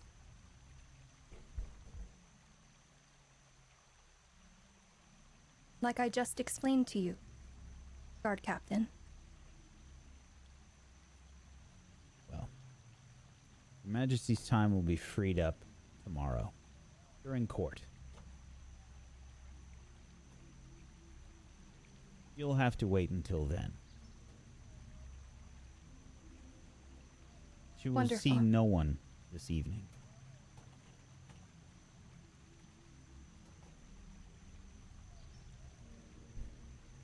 I look to the others. You could tell Iris is actually super pissed in this moment. That's fine by us. We've got things to do. We do? I just stand up and I start to leave. Now, if that's all, Indeed, we have things to get to. Thank you, Guard Captain. And I will get up, curtsy, and leave. Bye. Away from Iris's back. disregarding these interruptions, what we need to do is we need to make sure that everyone is distributed thoroughly throughout the Wait, there were other people in there while we were talking? There were guards around. Yeah, and he was talking. Great. There was somebody else that was there that was probably just, on the periphery for sure. Oh, that's great. He Is there seemed nice. anything shiny in the room before I leave? Oh yeah, for sure. Oh, I'm out. I don't have any Fabula points. I shouldn't. But Ooh, fuck there's this a bunch guy. of shiny things.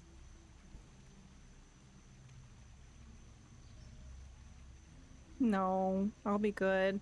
I told Iris I'd be good. I leave the room. Time to use a Fabula point to make the queen show up and call him an asshole. As soon as we're out of earshot, this guy and his high horse, Jesus H. Christ. Where? The guy with the captain guard. Damn. Yes, I don't know how many more words he needed in order to understand. He said for Well. himself that he could sense our aura. Then are you saying we need to make a scene? No. The guard captain was doing his job perfectly. In the militia, you gain all the information possible while telling none. It's a tactic. And unfortunately, you fell into the trap.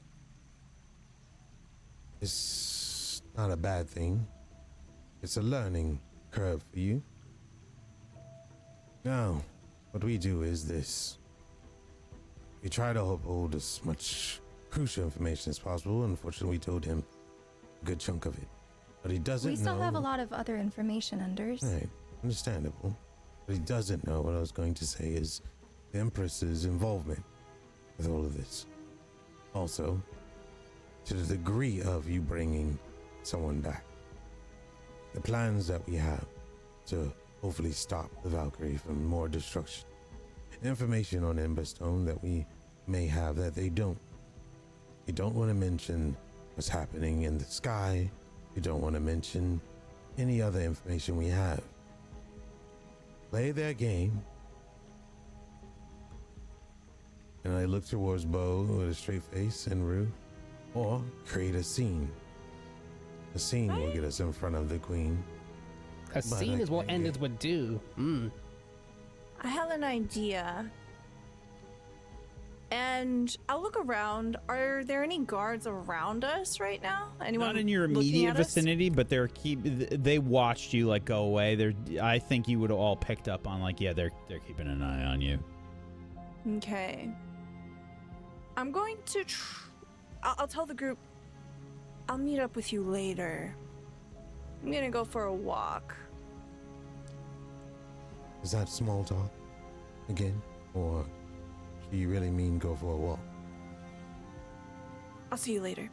And I'll try to break away from the group and essentially shake any tails if people are following me.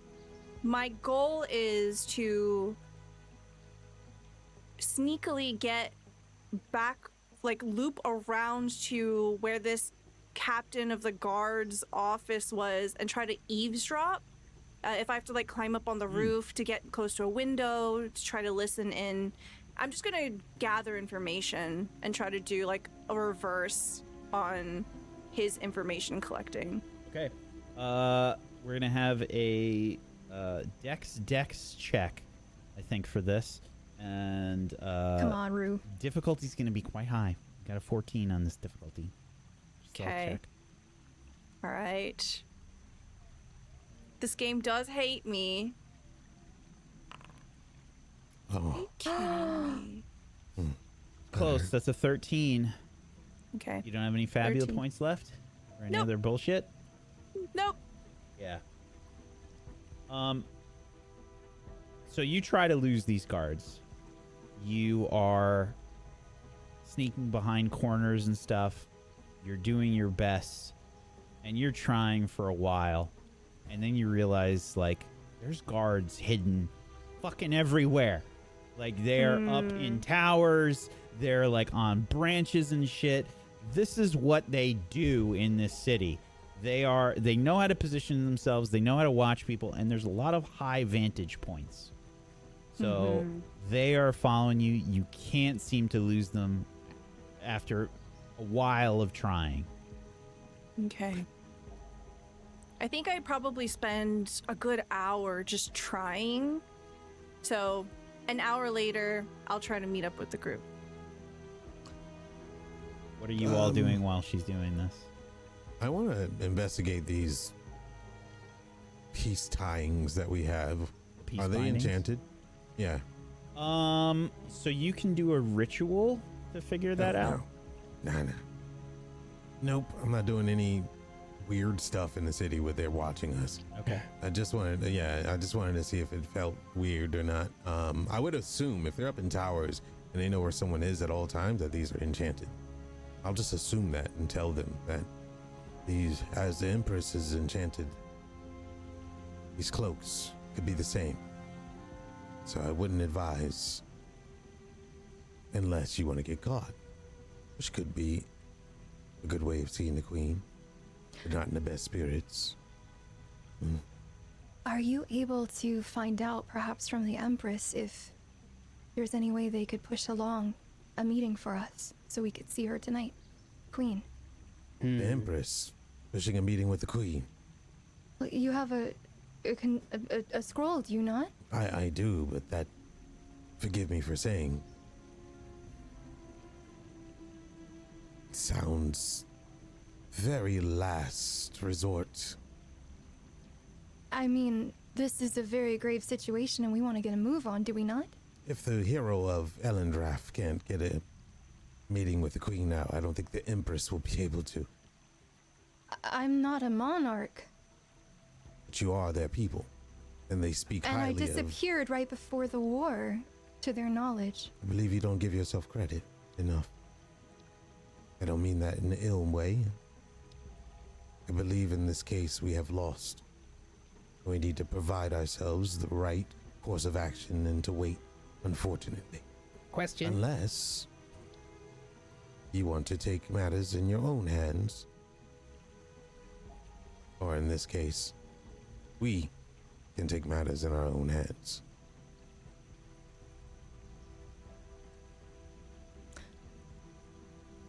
Did Ender seem shifty when I was talking about the Empress just now?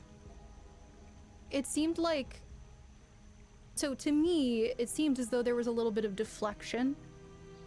So I think just here, is it possible for me to get a read on Enders at all? I think Try. make an insight check, and this is up to Enders what you want to set this difficulty to be. Let's see. Oh. I'll just do an open one and you can tell me whatever. Yeah, it's just a Those are 6 anyway. It was a 12, because I really don't show emotion, but maybe you've seen something.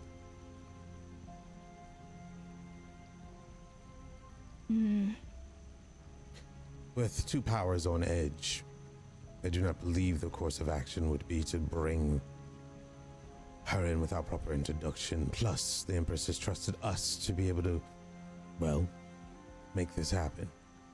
If we are to get the real blessings from the Empress, who seems to thrive on power, we must stay the course. Question.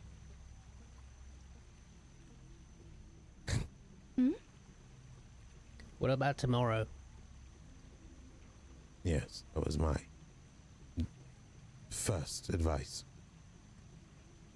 Yeah, We are maybe it's hours just away too from late. tomorrow. Yeah, maybe the guard just doesn't want to, like, you know, make the queen all cranky. Maybe she's one of those, you know, bite your head off because you woke me up in my sleep kind of queens, you know. What we should have done was ask for office hours, because I mean we do have the badge and stuff. Like we come, you know, Milithax, right? So it doesn't make any sense to be turned away, other than that we came outside of you know, the queen's meeting hours or whatever. You bring up a good point, Bo. This stirs an idea. It's actually a good thing that we got turned away. The urgency of wearing these banners in this city, being let in as the opposing force. Queen not being notified immediately, well, that may not bode well with her. We play to our advantage. We gain the favor of the queen. We get what we need.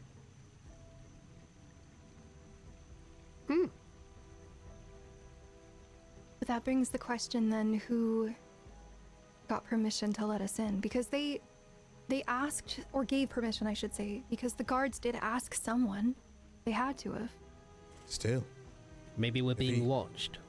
well, if he's the captain of their militia, I don't know how they do things here, but in Brahm, all information goes to the higher powers.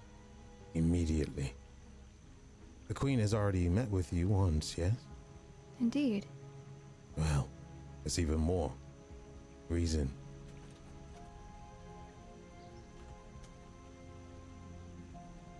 Right.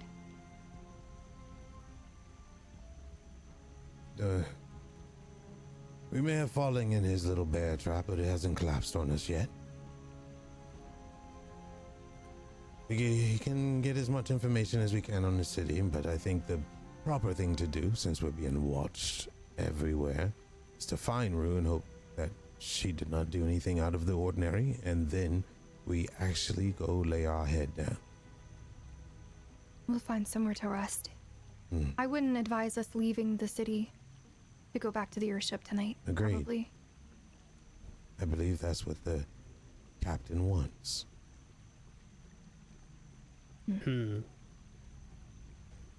Are we being watched right now? Yes.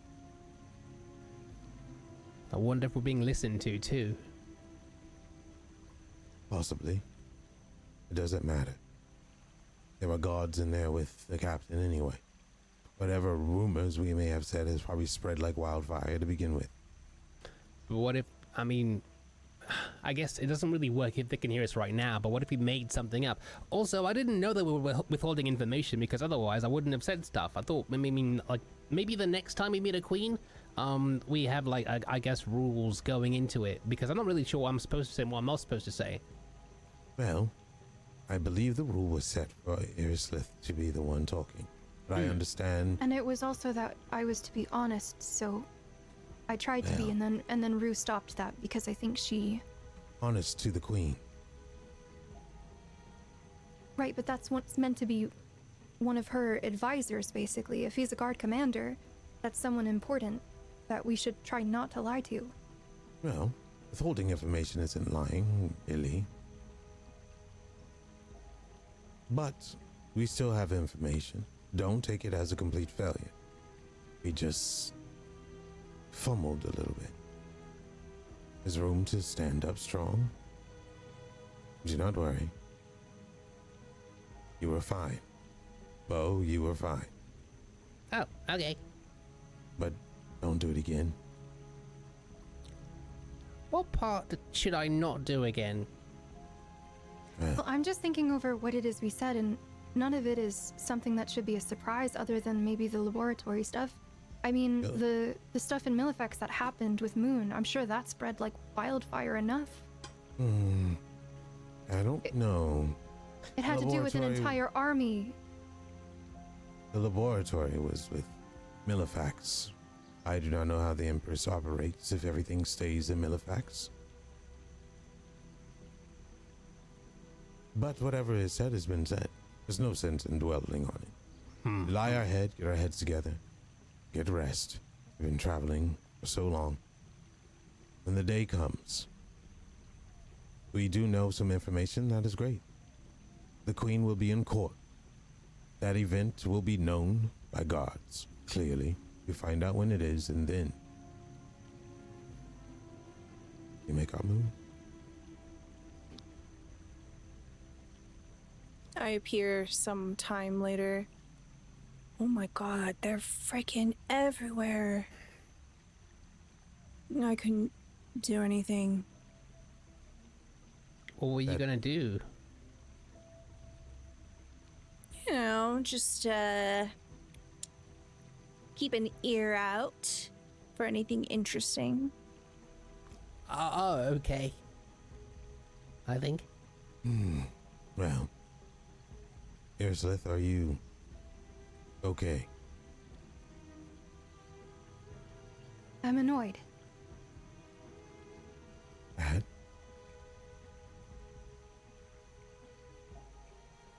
I mean, the whole situation is, well, for lack of better phrasing, bullshit. You're the guard captain, you mean? Yes. Absolutely, he disrespected you in your... Well, you were polite to his standing.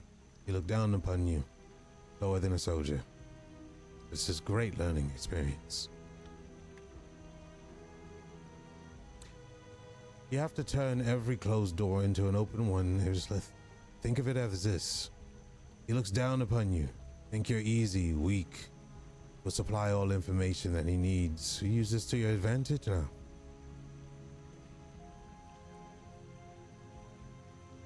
I suppose. You once Just told find me. somewhere to rest. You once told me that the other Enders have a sum up his existence. Beforeders or firsters. Beginners. Yeah, beginners. If that's what we're calling it, the beginners gave you faith in his speaking. I may fail at that. But I feel that maybe he would not want you to feel like you failed.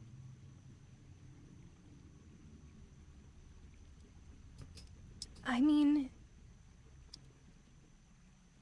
all of this has been a series of failures. No. We couldn't stop Muhn. We couldn't save anyone in Millifax other than the one person who fell off a dragon. We have these roadblocks every step of the way. May I stop I have to you? constantly justify who I am and why I'm here and everything to everyone when I had no control over it. Yeah, but what else can we do? Give up? Well, We're trying our best. And I think at the end of it all, 2 of us died and you brought us back.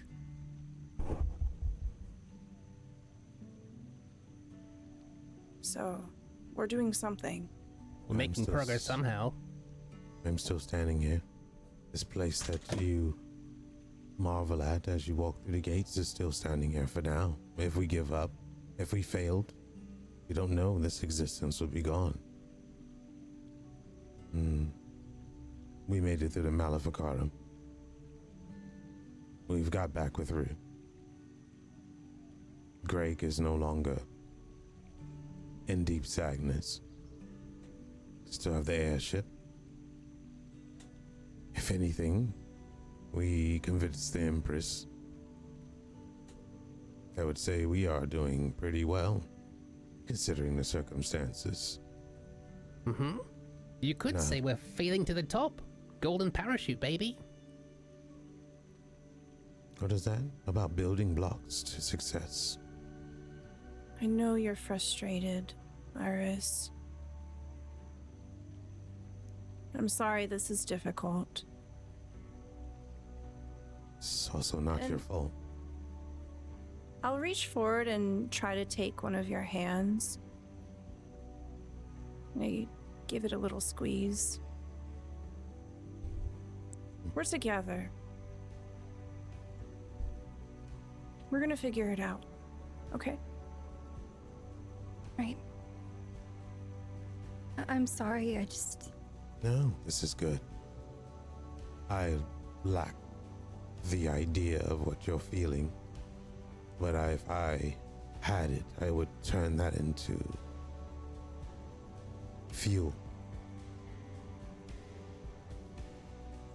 And I would say, I'm not going to let anyone else look down upon me, because respect is not only warranted, it's given as an equal. And those that don't respect you, they're the stepping stones to your success. So you step harder. My strength with regards to social encounters, it lies in my genuity. I don't know how to...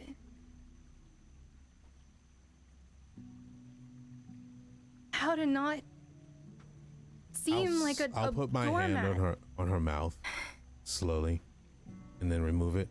What are you? Who are you?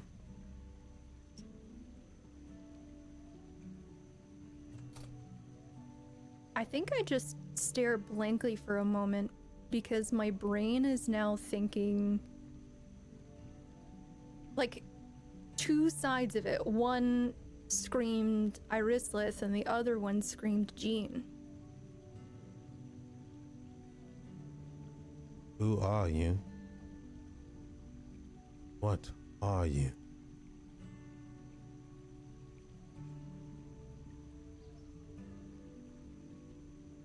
If you need help.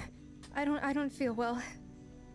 You are one of the two in this world that can do what you do. You are esteemed spiritist, so your ingenuity is your strength and you show people who you are. You don't have to talk to nobles. You don't have to fake anything or feel like you have to edge yourself up to their pedestal that they stand on. You show them that you're a spiritist. You have two very strong arcanums in you right now. 3 maybe. I think it's 3. Then you show them who you are. Presentation always gets these snooty nobles. Can we just go find somewhere to rest? Yeah. Yeah. I think I saw an inn around the corner here. Let's go. All right. And As the others walk away, I'm going to make straight eye contact with one of the watchmen in the tower. And I'm just gonna do a really icy stare straight into their eyes. Just as like a sign that I'm watching them as well. But I won't say anything. And then I'll slowly walk behind the other.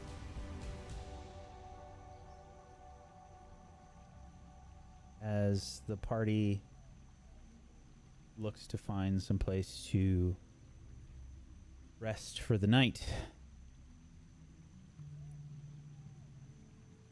we have a moment in the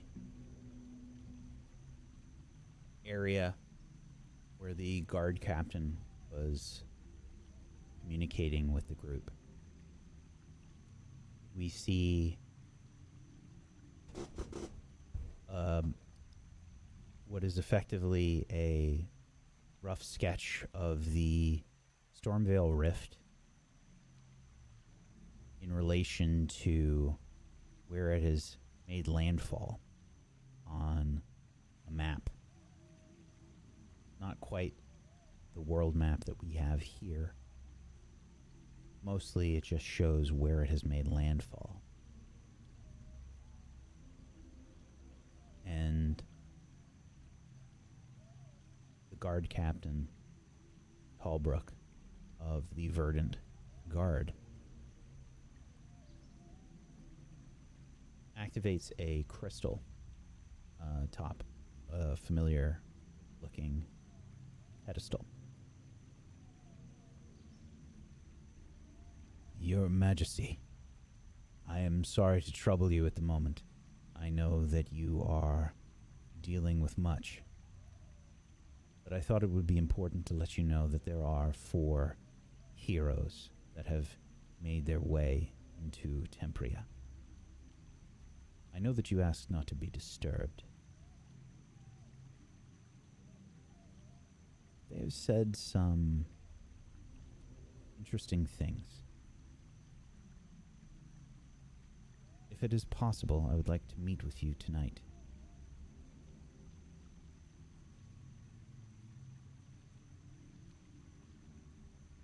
Very well, Talbrook.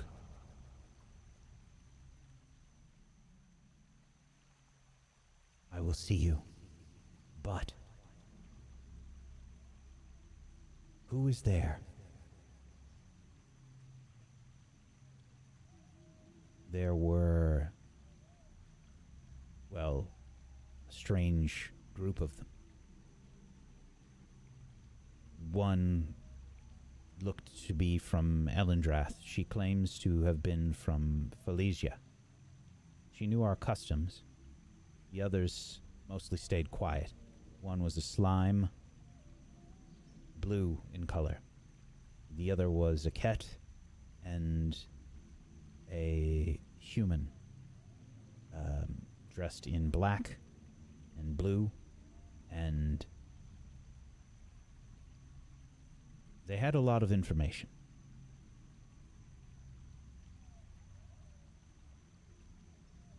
Those are the individuals that I met in Koga, it sounds like. The Savior was not with them. No. If she is here, the guards have not been able to see her. Keep me updated. Let me know if Muhn is seen in Tempria. Of course. I will speak with you within the hour. Yes, that is fine. I grow tired of all of this, Tallbrook. Perhaps it is time for me to step down. Your Majesty, that is the worst... please forgive me, it is the worst timing possible. I know.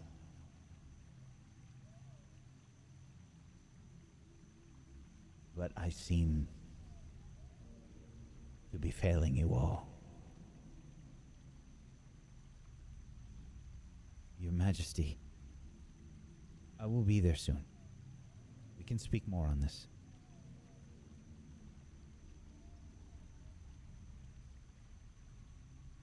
The pedestal dims as the light from the crystal dissipates. Guard Captain Tallbrook starts to collect things on the table, the map. And we see several notes scribbled across the map. Specifically, we see the tower at Sphalark has been crossed out. 6 other towers placed on this map. Circled. And we see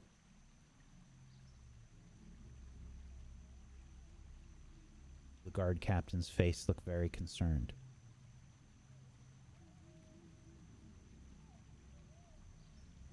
He motions towards one of the other guards. Ranger Cillian, can you come here, please? Yes, guard captain.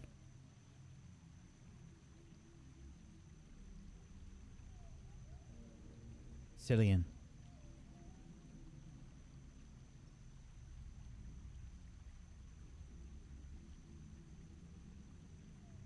Gather all of the information that we have in regards to the Sphalark Tower that was destroyed.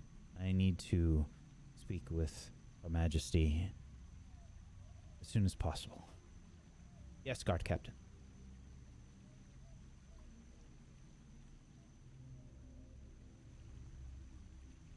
I fear we may have to rely on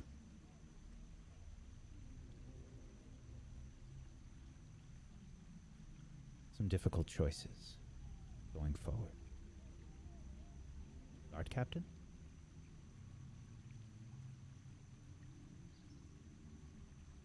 Never mind. Gather everything in the next few minutes. I'm going to speak with Her Majesty.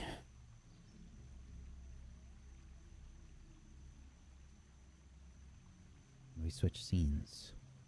Very different sight. We're bombarded by daylight and snow. Through the window of a hotel room on basically the other side of the world, in Itessa,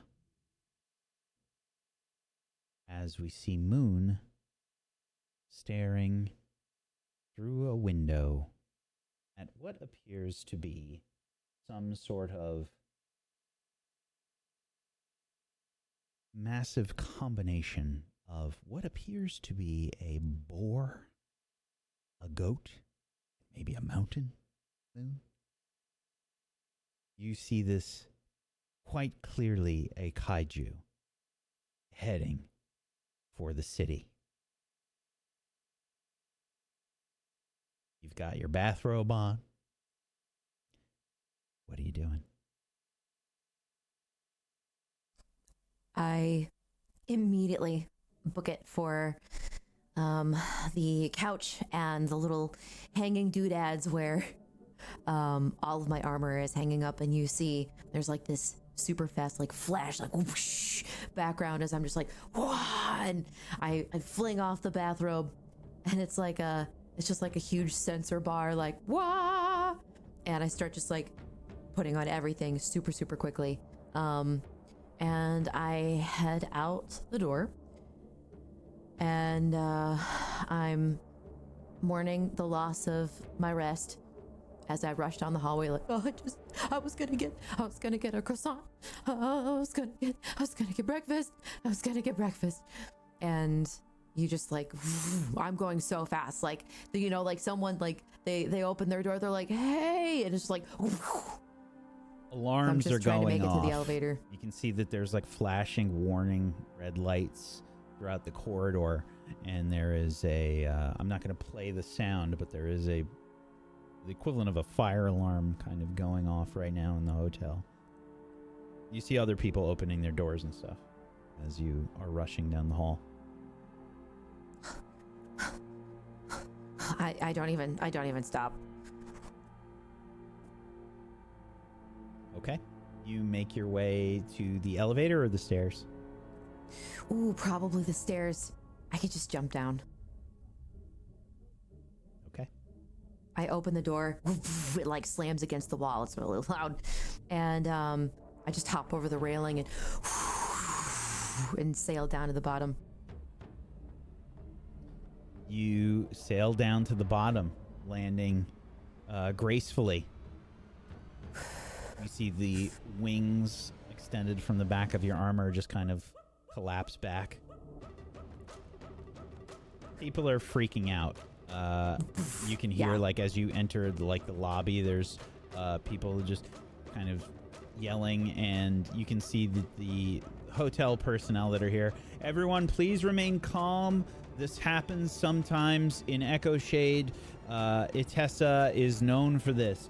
There are various guards and personnel throughout the city that will handle this. Don't worry. There are various adventures from Asgore, and as you say this, you see like people from Asgore, like they're like fucking giant smiles on their faces, like they're hauling ass. Like we see a bunch of people that look like Tormund from Game of Thrones, you know, just like barreling through the, all right, finally, and you know they're all excited. They're carrying weapons, and they look like a combination of Tormund and like they've got weapons that look like they're straight out of Monster Hunter, you know, like giant kaiju fighting weapons, fucking, you know, swords the size of, you know, like 12 swords put together.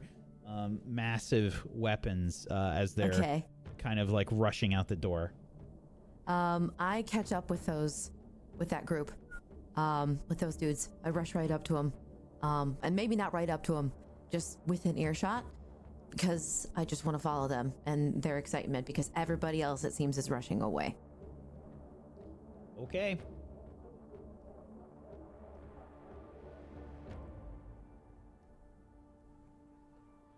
Looking around, the and town is there? I wanted to actually. Is there? Can I roll for? Can I roll to see if I notice like where any of the towers are?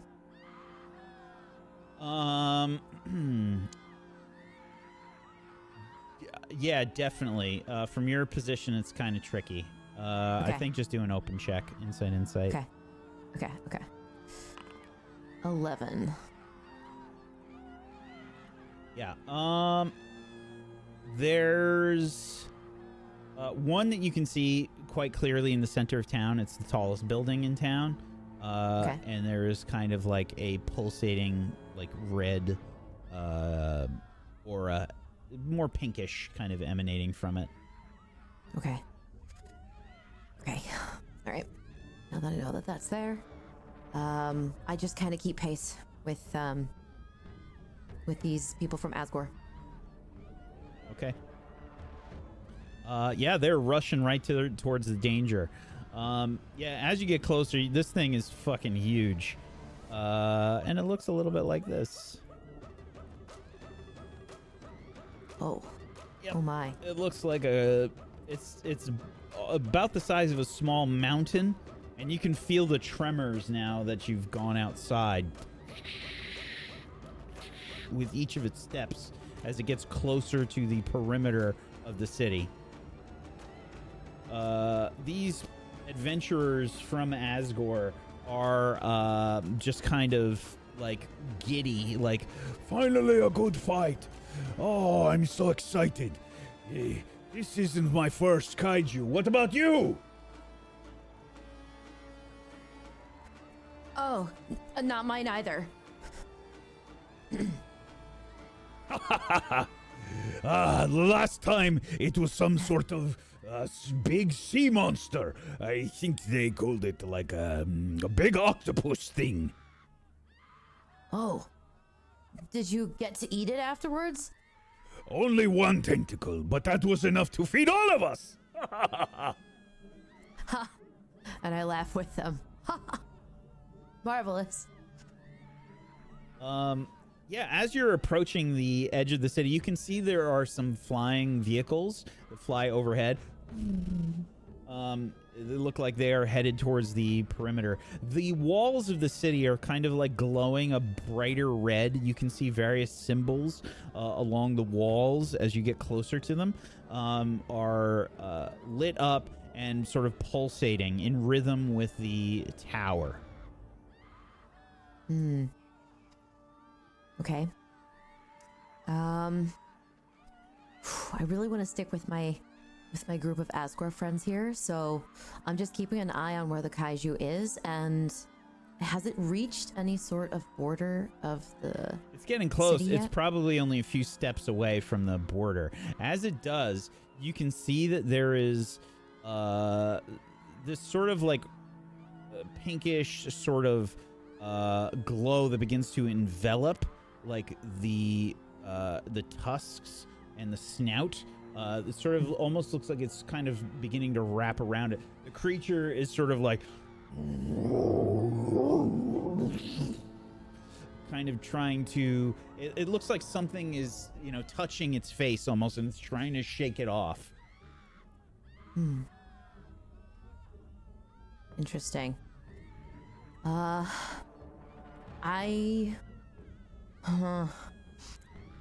speed up and I leave my Asgore friends in the dust. And I run right towards this thing. Okay.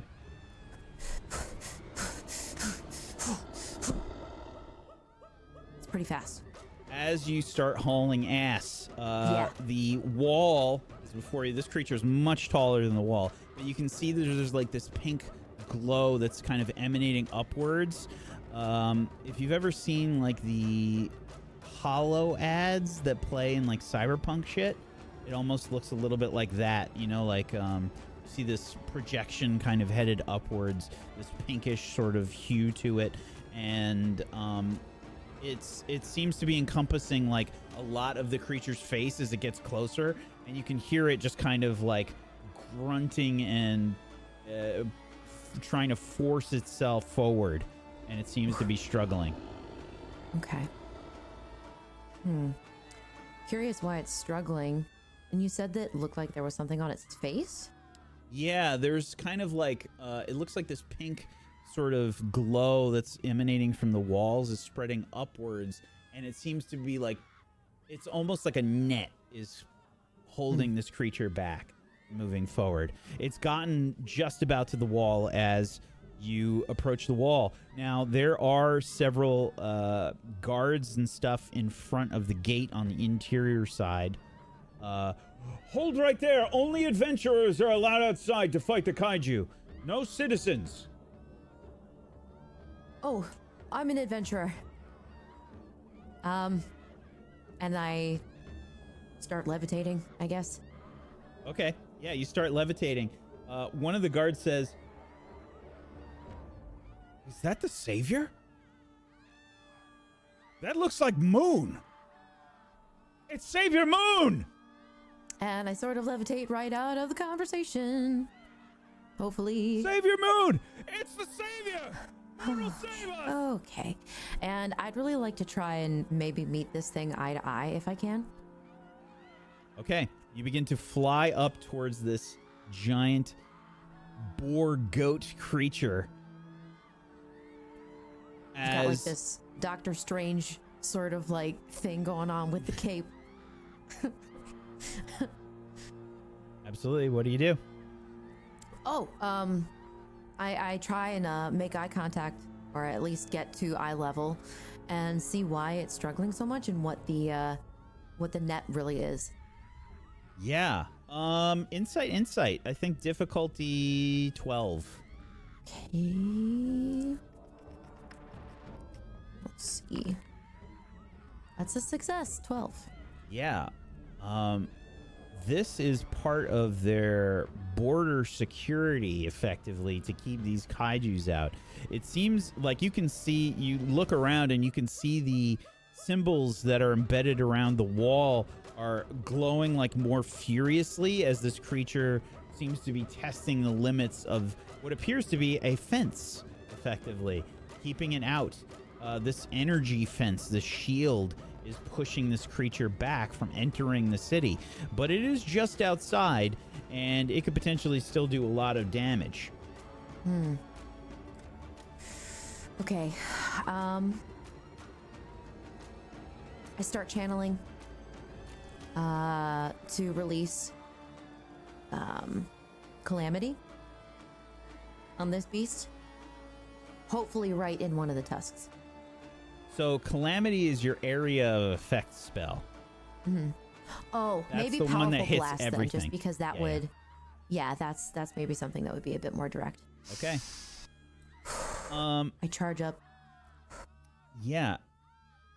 When you begin to charge this up, you also feel a little bit different as you do this. You feel stronger than you did before. And I look as at my you hands. begin to perform the familiar motions, as you will typically do with a powerful blast, I've given you even more shit. You have 2 new abilities. First and foremost, you have your powerful blast. But why don't we start with the powerful blast? Let's give that a shot. I assume single target powerful blast? Yeah. As it were. Let's see. How about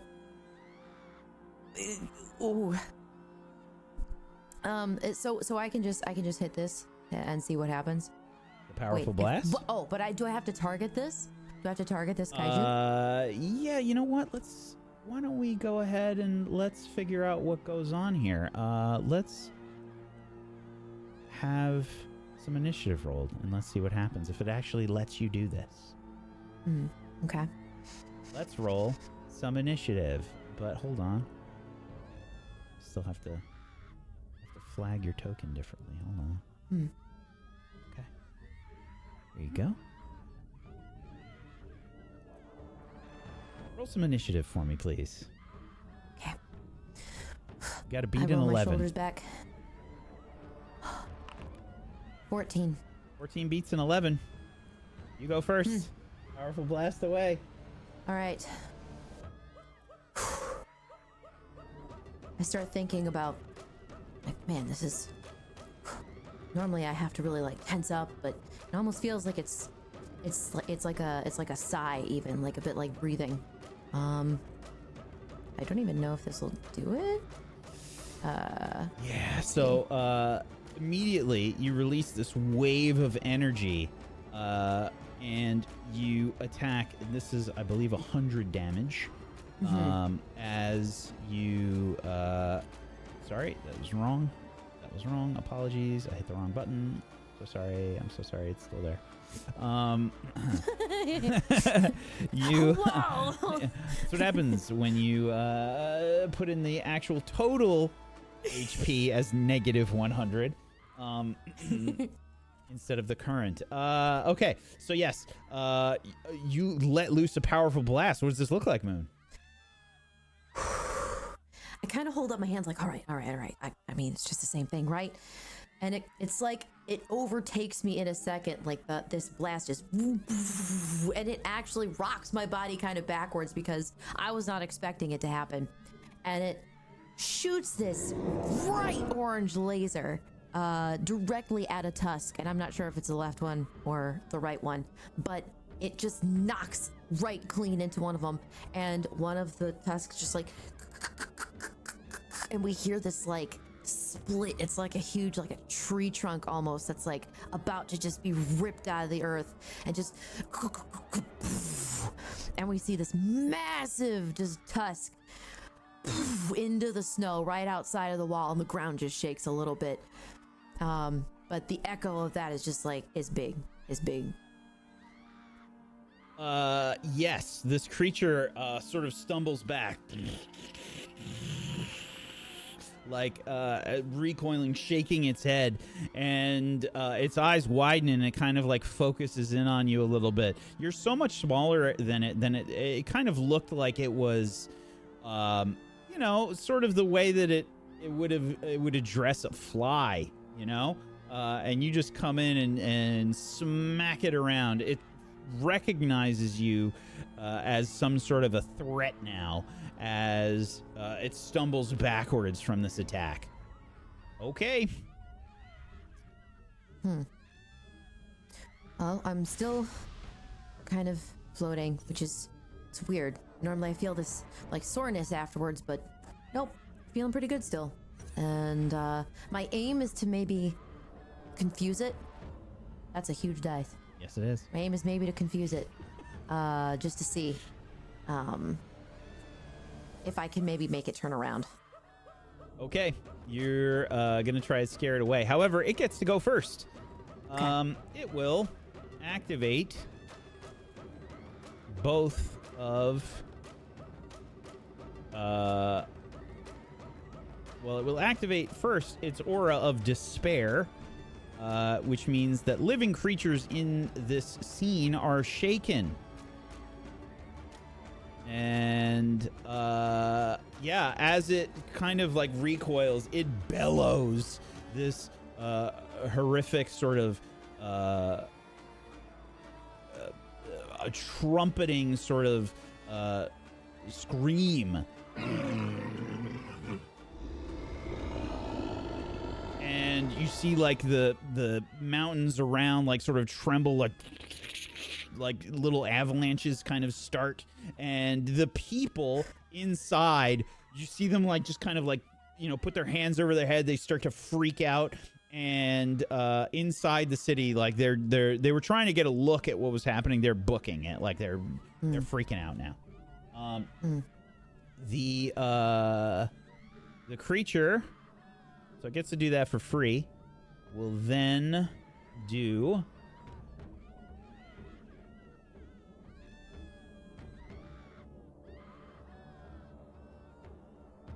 you can see that it begins to dig its like hooves into the ground. Oh, that's not good. And it looks like it's about to charge you. Okay. That's it for its turn. I zip as fast as I can midair up to its eyeballs, to where I can feel like the breath that it's exhaling on my hair, like, and my hair like it's blown back like at every time this thing exhales. And I charge up again for another powerful blast, and I aim directly for its eyeball. Okay. You attack again. This is just another 100 damage. Remember to pay your mana cost for this, your MP cost from the last one as well. Okay. As you are draining your mind points, you can feel your concentration just kind of focusing in this energy, but it comes much easier for you as you discharge another powerful blast for another 100 damage. And yet again, we see this kaiju recoil from this attack. But as it does so, it's almost using it like a springboard, and it will rush forward and try to trample you.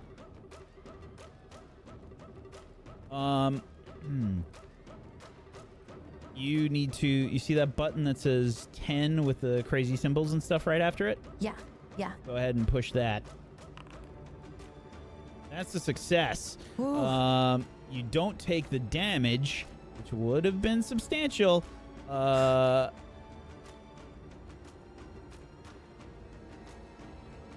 If you would like, you can attempt to make an opposed check, a might check, to see if you can stop this creature's charge.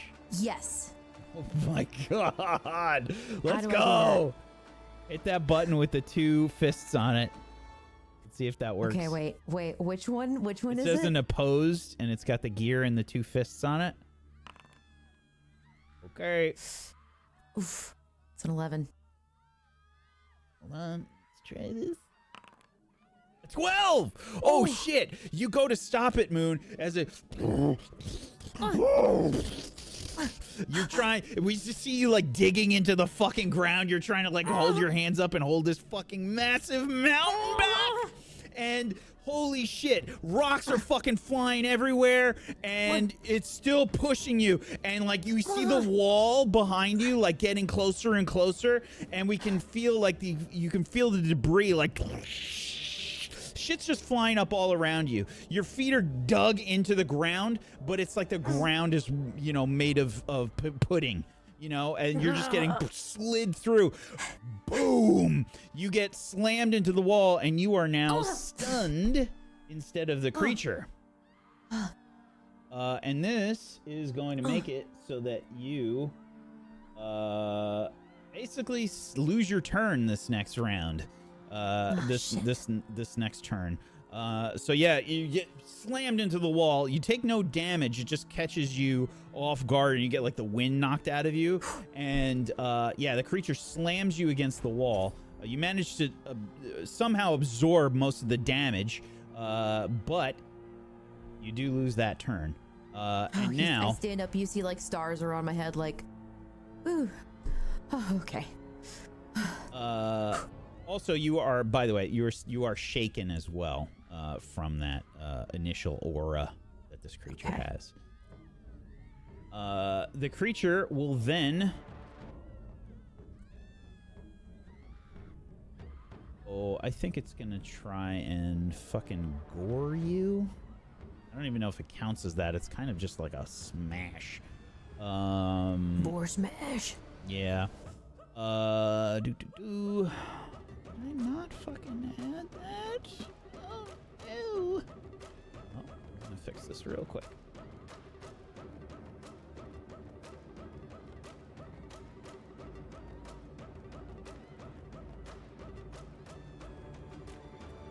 Okay.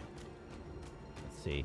So this creature is going to try and basically like smash you with its tusk. Like it's just doing this kind of like it's trying to tear prey apart with its tusks.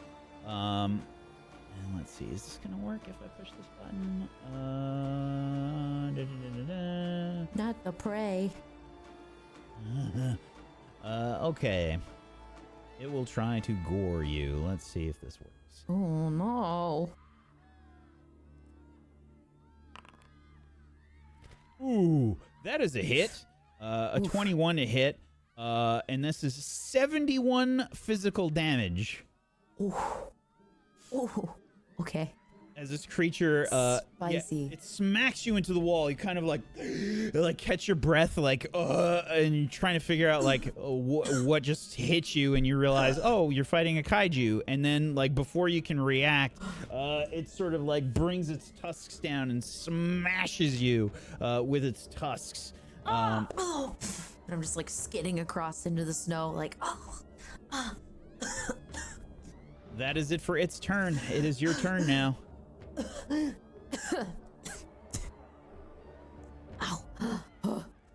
I look up at this thing. What direction does it seem to be headed? I mean, it's keeping an eye on you, but it's definitely near the city. You seem to have gotten its attention for right now.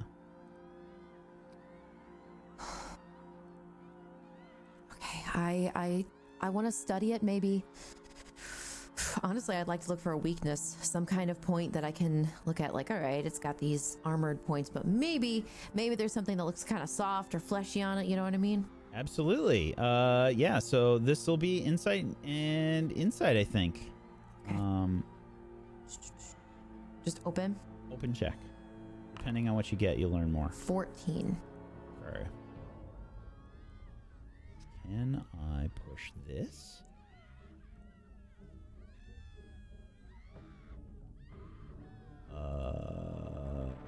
You got a 14.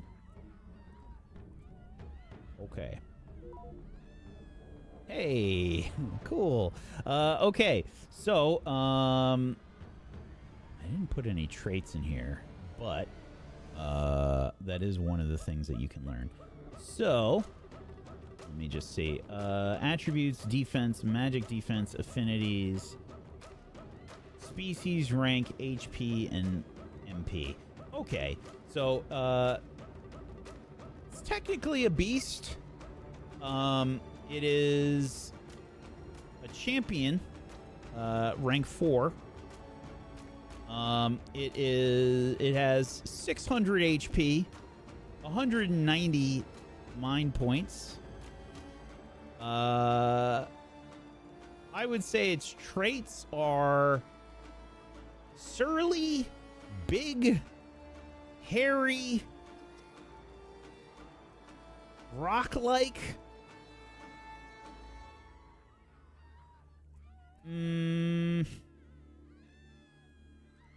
So right now it's only got 600 HP? I don't think you get its current HP. You just get its total. Okay. Yeah, its I've hit it a couple attributes. times. Yeah, its attributes are Dex is 8, Might is 12, Insight is 6, and Willpower is 10. Its defense is 8, its magic defense is 6, and its affinities are that this thing is resistant to earth, and it is clearly well adapted to ice. It is resistant to ice. Okay. I just kind of stay in a ready position because I think that's my turn, right? Yes, that counts as your turn. Yep, absolutely. Okay. The goat boar kaiju will I think try and just fucking smash you again. No. It's just gonna try and gore you. Yet again, it kind of roars and it just smashes down its tusks into you again.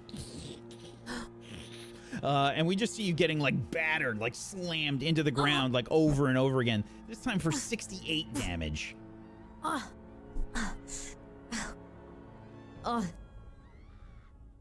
Stand up. Okay. New round. It is your turn. You see me kind of wipe the dirt off my face.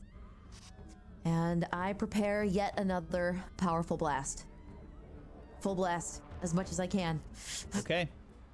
We can now see that the adventurers are making their way out of the city, by the way. We see several of these burly-looking people emerging from the city as you do this. Do I notice them? Up to you. I do? Up to you. I look over at them as the ray is going off. Hey, just in time, friends! As you let forth this powerful blast, we just see another massive hit on this menacing kaiju for another 100 damage. We see probably the tusk that you were aiming for before, just like it does that thing where like we hear that kushing and like nothing happens to the tusk for a second, and then it just like slides off.